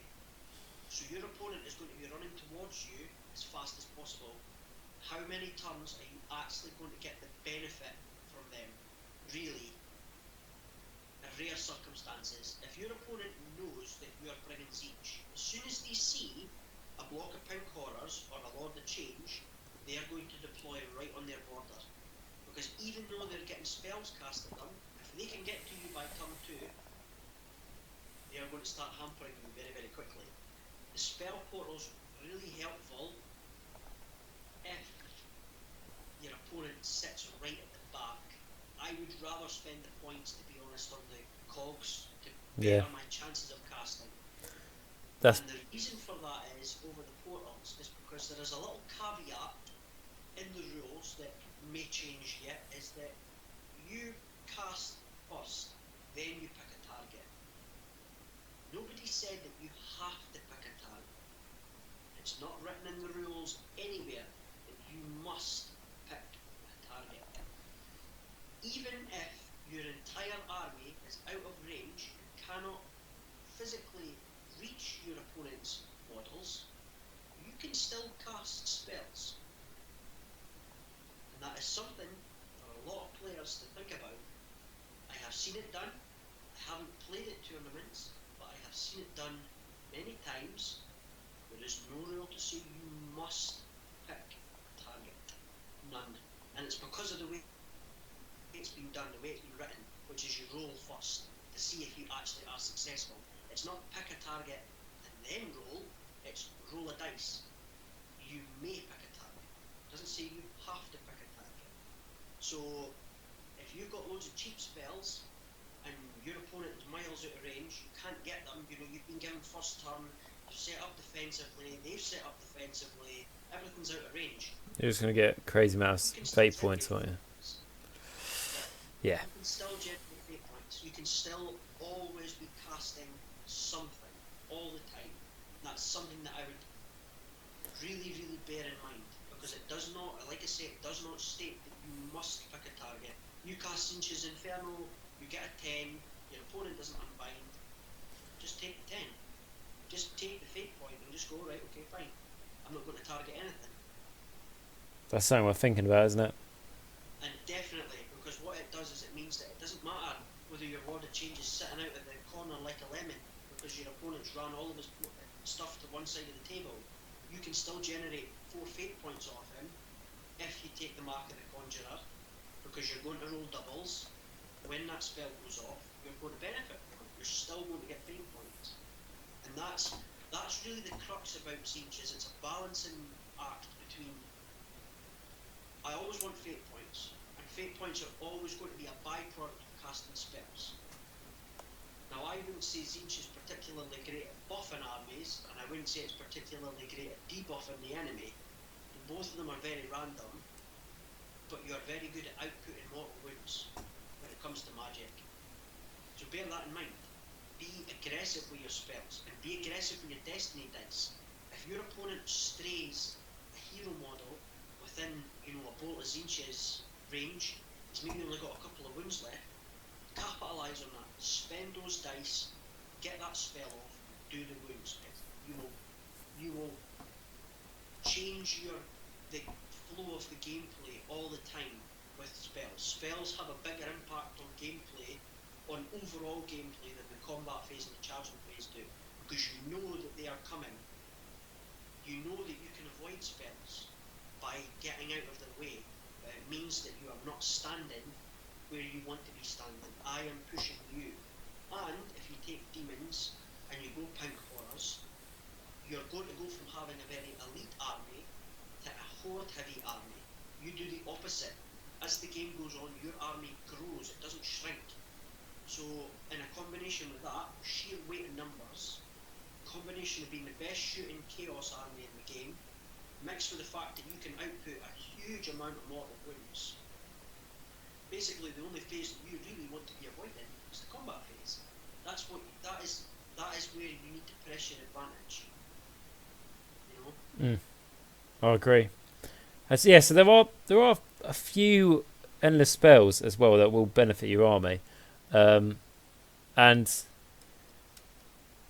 I personally feel like, unless you're a regular tournament goer or you regularly play games, with endless spells, it's not something that we all have access to. And when I say that, I mean because you need to buy the box set and whatnot, and you might only want 2 spells. So you might end up going on eBay. eBay is a good way to find them, or you can. Yeah, eBay is a good way. If you're going to buy endless spells, and you only need a few, eBay is the place to go. Exactly. And or if you've got a buddy who wants the box for conveniently the other spells, let's say, I don't know how many spells you get. Do you get about 10 spells in there? Something like that. It's 9 or 10. I can't remember. Yeah, let's say there's like 9 or 10 spells in there. You and your buddy want 3 each. You want 3 different ones. Just get the box, because then you get the Blind Sorcery book as well, which is good. Yeah. But I mean, if it's you and your buddy, you're always going to be able to swap spells about if you fancy changing stuff about. So yeah, it's always a nice box to have. Exactly. If you only want one spell, like, I don't know, it's the cogs, and you go onto eBay and people are selling them ridiculously for like 20-something pounds, I would consider trying to make your own or something like that. It's something you can do. It's not a large model. So I've just made my own Quicksilver swords, because I'll be going to some tournaments next year, and I've noticed how much chaos there is. So if I fight against a Keeper of Secrets, I might not win against that army, but I can say fuck you and drop this little. Do extra wounds. Exactly. Damage, yeah. So, and I think that's it. I think that's the crux with Tzeentch. I don't really need endless spells to do more damage. I do you can, absolutely. You take them gnashing jaws, they can do some damage. The problem that you've got is it can be turned against you. Exactly. That's the problem. Yeah, and to be honest, that's why taking something like the Quicksilver Blades against Chaos, as obviously Tzeentch is, it's a case of just going, it's just a play. I'm generally very unlucky when I come to my priority rolls. That's when my luck seems to abandon me on a consistency. So when the enemy wins the priority against me, then at least I get to use an endless spell against them. Or it makes them play around. And if they are a Chaos army, such as Tzeentch, it's going to have to make them think, I mean, I would like the priority, but that is right next to one of my casters, that little spell. And it can easily kill a 5-win caster. Oh, yeah. Quicksilver Swords. 30 points it is. Do it against like a pink horror sword, you can cut it in half. Yeah, and 30 points out in the spell. So there are quite a few endless spells which are nice.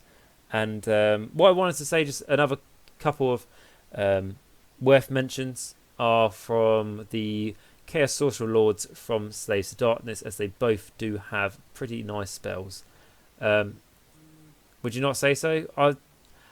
The Chaos Sorcerer Lord on foot, would his spell to reroll hit rolls 1, win rolls 1, and save rolls 1s not be good on Enlightened or Skyfires? Could be good on Skyfires, but he's 160 points. That's the cost of a shaman who moves twice as far, gets access to the same lore that he gets access to, has a spell that hands out damage, and can regenerate Zangor units. If he was 100 points, absolutely, he's 160 points. And you're really getting things that a melee army want to use. And unfortunately, I play demons, so rerolling once to hit and wound on a 10-man pink horror squad, not that great, because they're already rubbish at hitting anyway. That's not why you're taking them. You're not taking them for their reliability in combat. You're taking them as a spellcaster. Who that spell benefits, and you could do a little bit of cheeky gameplay here. So a little trick is use the Infusion Arcanum on Archaon to give him +1 to hit, +1 to wound, and then use the Chaos Sorcerer spell to make him reroll 1s if he misses. So you're hitting on 2s, rerolling 1s without any modifiers from your opponent. That's where it's good. However, that's a 820 point combo. Yeah, very specific, isn't it? No. It's 820, yeah. 60 and he's 160, so yeah, 820. So, I have a Chaos Sorcerer. I have some Slaves to Darkness stuff. The Chaos, yeah, I see it come from. I've used them more in combat armies. In combat armies, he's good. So if you take, if you play Disciples of Tzeentch and you take, Acolytes, he can be handy for them because they're already okay in combat. They've not got a great save, but making them more accurate is always a better thing. Making them more survivable is always a better thing. He's quite good on a big unit of flames as each. Yes, yeah, it can be quite. Hey, even if because it's not combat, it's just any. It's nothing to scoff at. I mean, giving them more reliability is always a good thing, but it's 160 points. Yeah. I can take a Magister who spell inflicts damage, and then if any models were slain by that damage, I get to set up a free 50-point Chaos Spawn, and he's only 140 points himself. So, yeah. as I keep saying, Tzeentch is so heavy with heroes, but their points are so expensive as well. I mean, okay, Acolytes I think are 70 or 80 points for 10, but you're never taking them in 10, you're taking them in 30, that for them to be effective. Even from a non-competitive standpoint, if you take any less than 20, if you take 10, they are just going to die.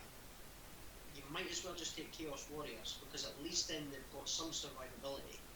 But if, for example, you're taking demons, they're always going to be in a 10-man squad, so they're not going to feel that benefit, But as a Magister, I'd rather spend 160 points on another caster. That's a Cursling. Cursling costs 160 points, and what he brings is essentially a big null zone for your opponent, and for casting. So again, you'll have felt this before against somebody like Nagash. I would rather use his Gleam Magic spell to steal your spell, or wait for you to cast, spend the Destiny dice to unbind it, and cast it back at you. The Chaos Sorcerer Lord doesn't have those kinds of abilities, and the Chaos Sorcerer Lord of Manticore is a bit of a confused chicken. It wants to be a caster, but it's got the profile of a combat unit, but it's got the saving profile of a caster. So yeah, it's one of those where the combat of the Chaos Sorcerer Lord Manticore is nothing to write home about. The Manticore's attacks are pretty goddamn poor. The only bonus he gets for being a Chaos Sorcerer Lord on a Manticore is his staff makes 2 attacks.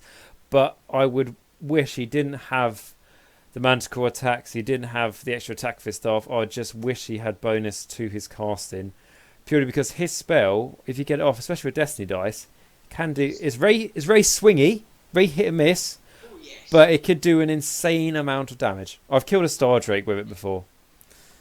That's the caveat. It's very swingy, but so is all of Tzeentch's spells. They're all very swingy. One turn they might do 1 damage, next turn they might do 6.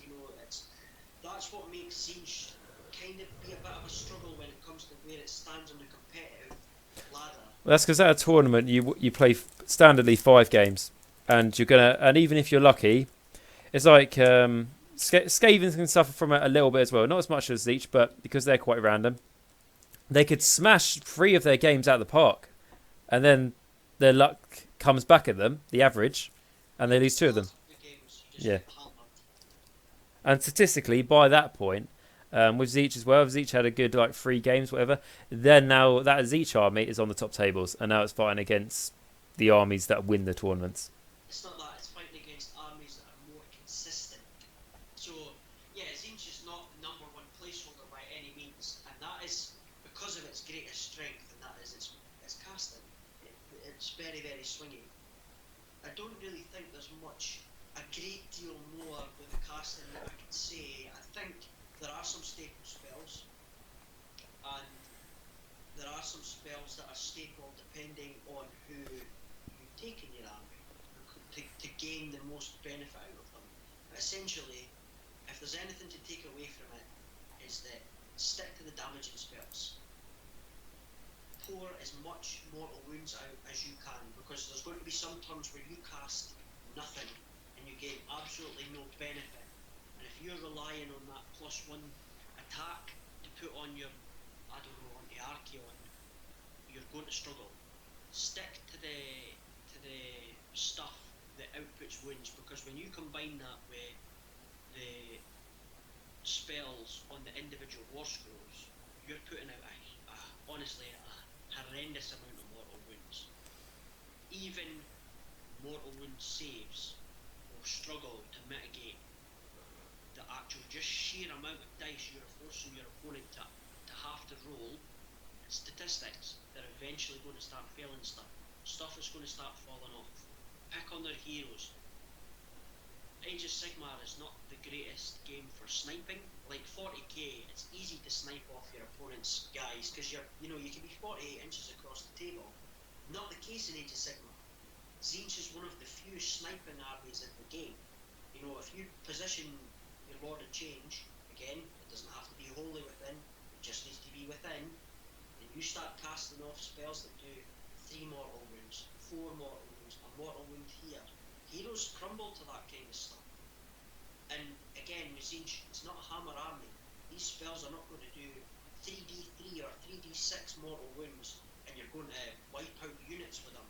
This is a great way to force your opponent to move their heroes, which means you're breaking synergy, you're forcing command points.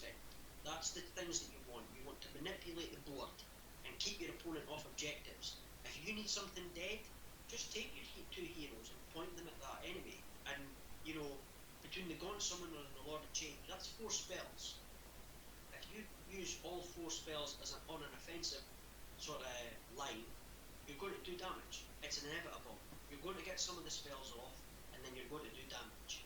And your opponent is not going to be able to deal with that. No. And I think that is going to be a good place for us to end talking about the magic of Tzeentch. Is there anything else you can think about to add with them? I would say one thing. Yeah. If you're a new player, and if you're an old player, don't try and remember all your spells. Write them down. Have a cheat sheet, yeah. Cheat sheet is your bestest friend. Don't worry about writing out everything exactly as it is. If you're starting the army, pick a handful of spells, pick which units you want them to be on, and keep playing that routine until you've got those spells jammed in your head. Now, as you could probably tell, I'm quite memorised on a lot of spells. Even I will in the heat of the game, will forget to cast a spell, or will forget what it does, or put it on the wrong unit. My advice would be spell name, casting value, distance, who it targets, and the best targets for it. So who do you ideally want it to pick? So it might target everyone, but really you want to target heroes, then write hero. But the other side of that is don't get stuck on, I must cast it on a hero or it's wasted. Any damage at any point is always welcome over no damage at all. Exactly. And on that cheat sheet, it's always good to have a little tick box next to it. Just to remember what you can... Just make it a routine. Start at the hero phase. Use the Lord of Change's ability. Cast Chronomantic Cogs. You've got +2 to your casting. Right, do this, do that. Balewind Vortex on the Gaunt Summoner.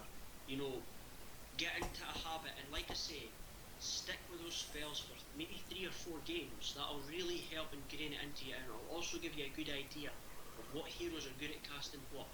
And then when you start saying, right, I'm going to add in the Cursling, or I'm going to take this out and put a Magister in, you know, again, he's got a great spell. You put the Ogroid with his spell in that generates Brimstones when it does wounds, and you start mixing up your synergy a little bit.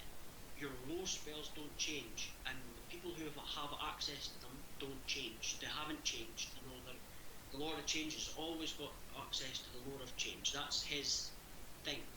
So if you can memorise the spells that are in them through repetition, you're going to make your life a lot easier, and it also speeds the game up, because Tzeentch is a grindy army. When you're talking about tournaments and you're talking about time restrictions, Tzeentch is probably the army that pushes that to the absolute max. You're going to be trying to rattle through spells fast, so get into a routine.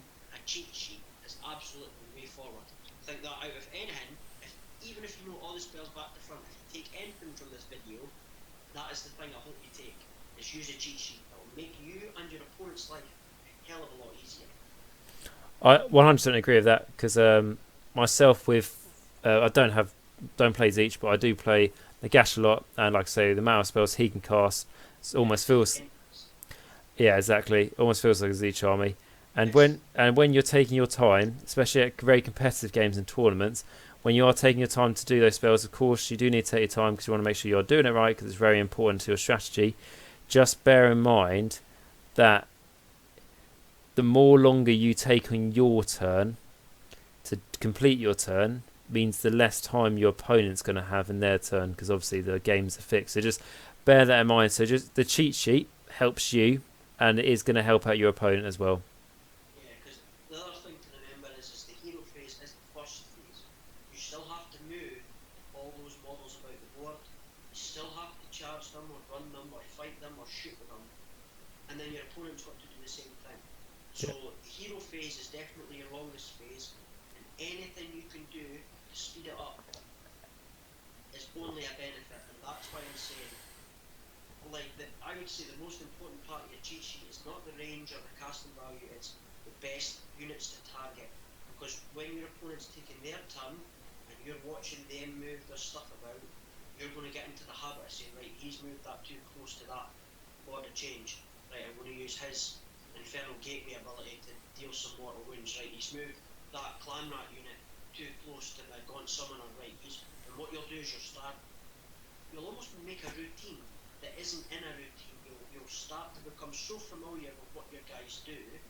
I mean, don't get me wrong, they're not horrendously complicated. It's not complicated. It's a lot to take in. You've still got artifact and things on top of that. You've still got modifiers on the board. You've got realm modifiers and stuff as well. It's a lot to try and remember. And just using something like a cheat sheet just takes the pressure off a little bit. Don't panic so much. You know, you'll be able to just say, right, I know all these guys need to cast spells. Like I say, even if there's nothing in range, cast the spells. Get the points. And also keep your opponent worried. Get through the dice rolls. You know, keep the pace going. Keep some momentum going. Definitely, for sure. Exactly. And if you are a new player, and we said this in the last video as well, and you feel like, oh, well, it's taking me a while, don't worry. Every game gets faster. Yeah, definitely. And that's why I'm saying stick with, you know, if you take a lot of change, put Tzeentch's Inferno on him and just leave it on him for 3 or 4 games.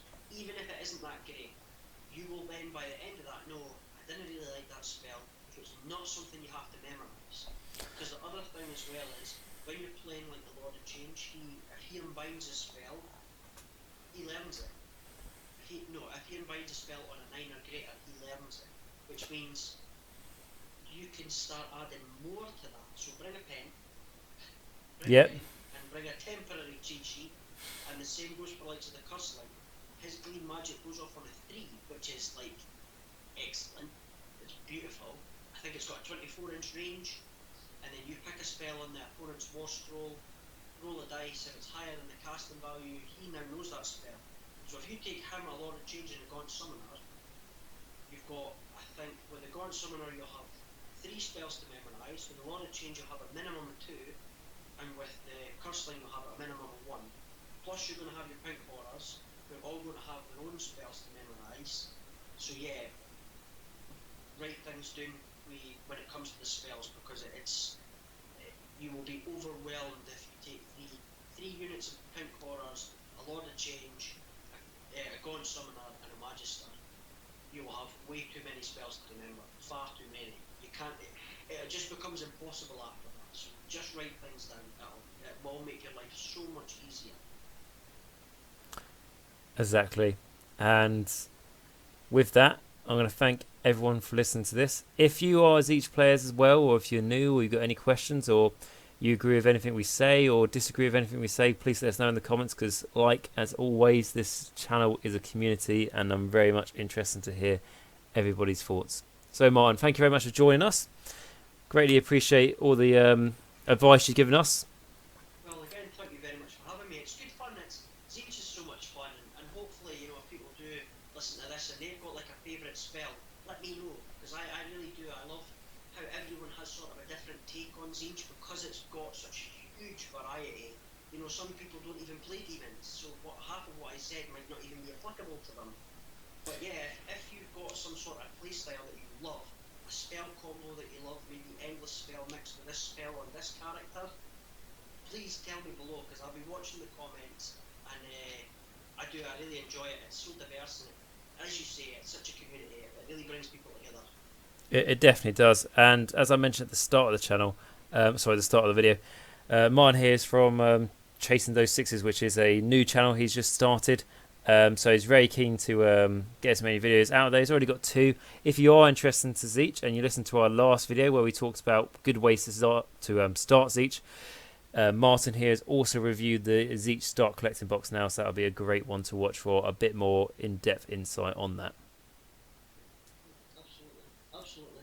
Cool. And the description for Martin's channel will be... Sorry, the link to Martin's channel will be in the description. Very, very tired. Apologies for that. So, guys, I thank you very much for coming and joining us today. I want to say a special thank you to all my subscribers and people who like the videos and comment and so on. And then a massive thank you to all my patrons who, if it wasn't for them, everyone would not really be receiving as much content as you guys get. So, guys, like I say, thank you very much for watching this. Look forward to seeing you next time, where we'll be looking at some army units. We'll have a little chat and see which one we're going to look at first, and then we'll let you guys know. So guys, until next time, remember, Nagash is all, and all is one in Nagash.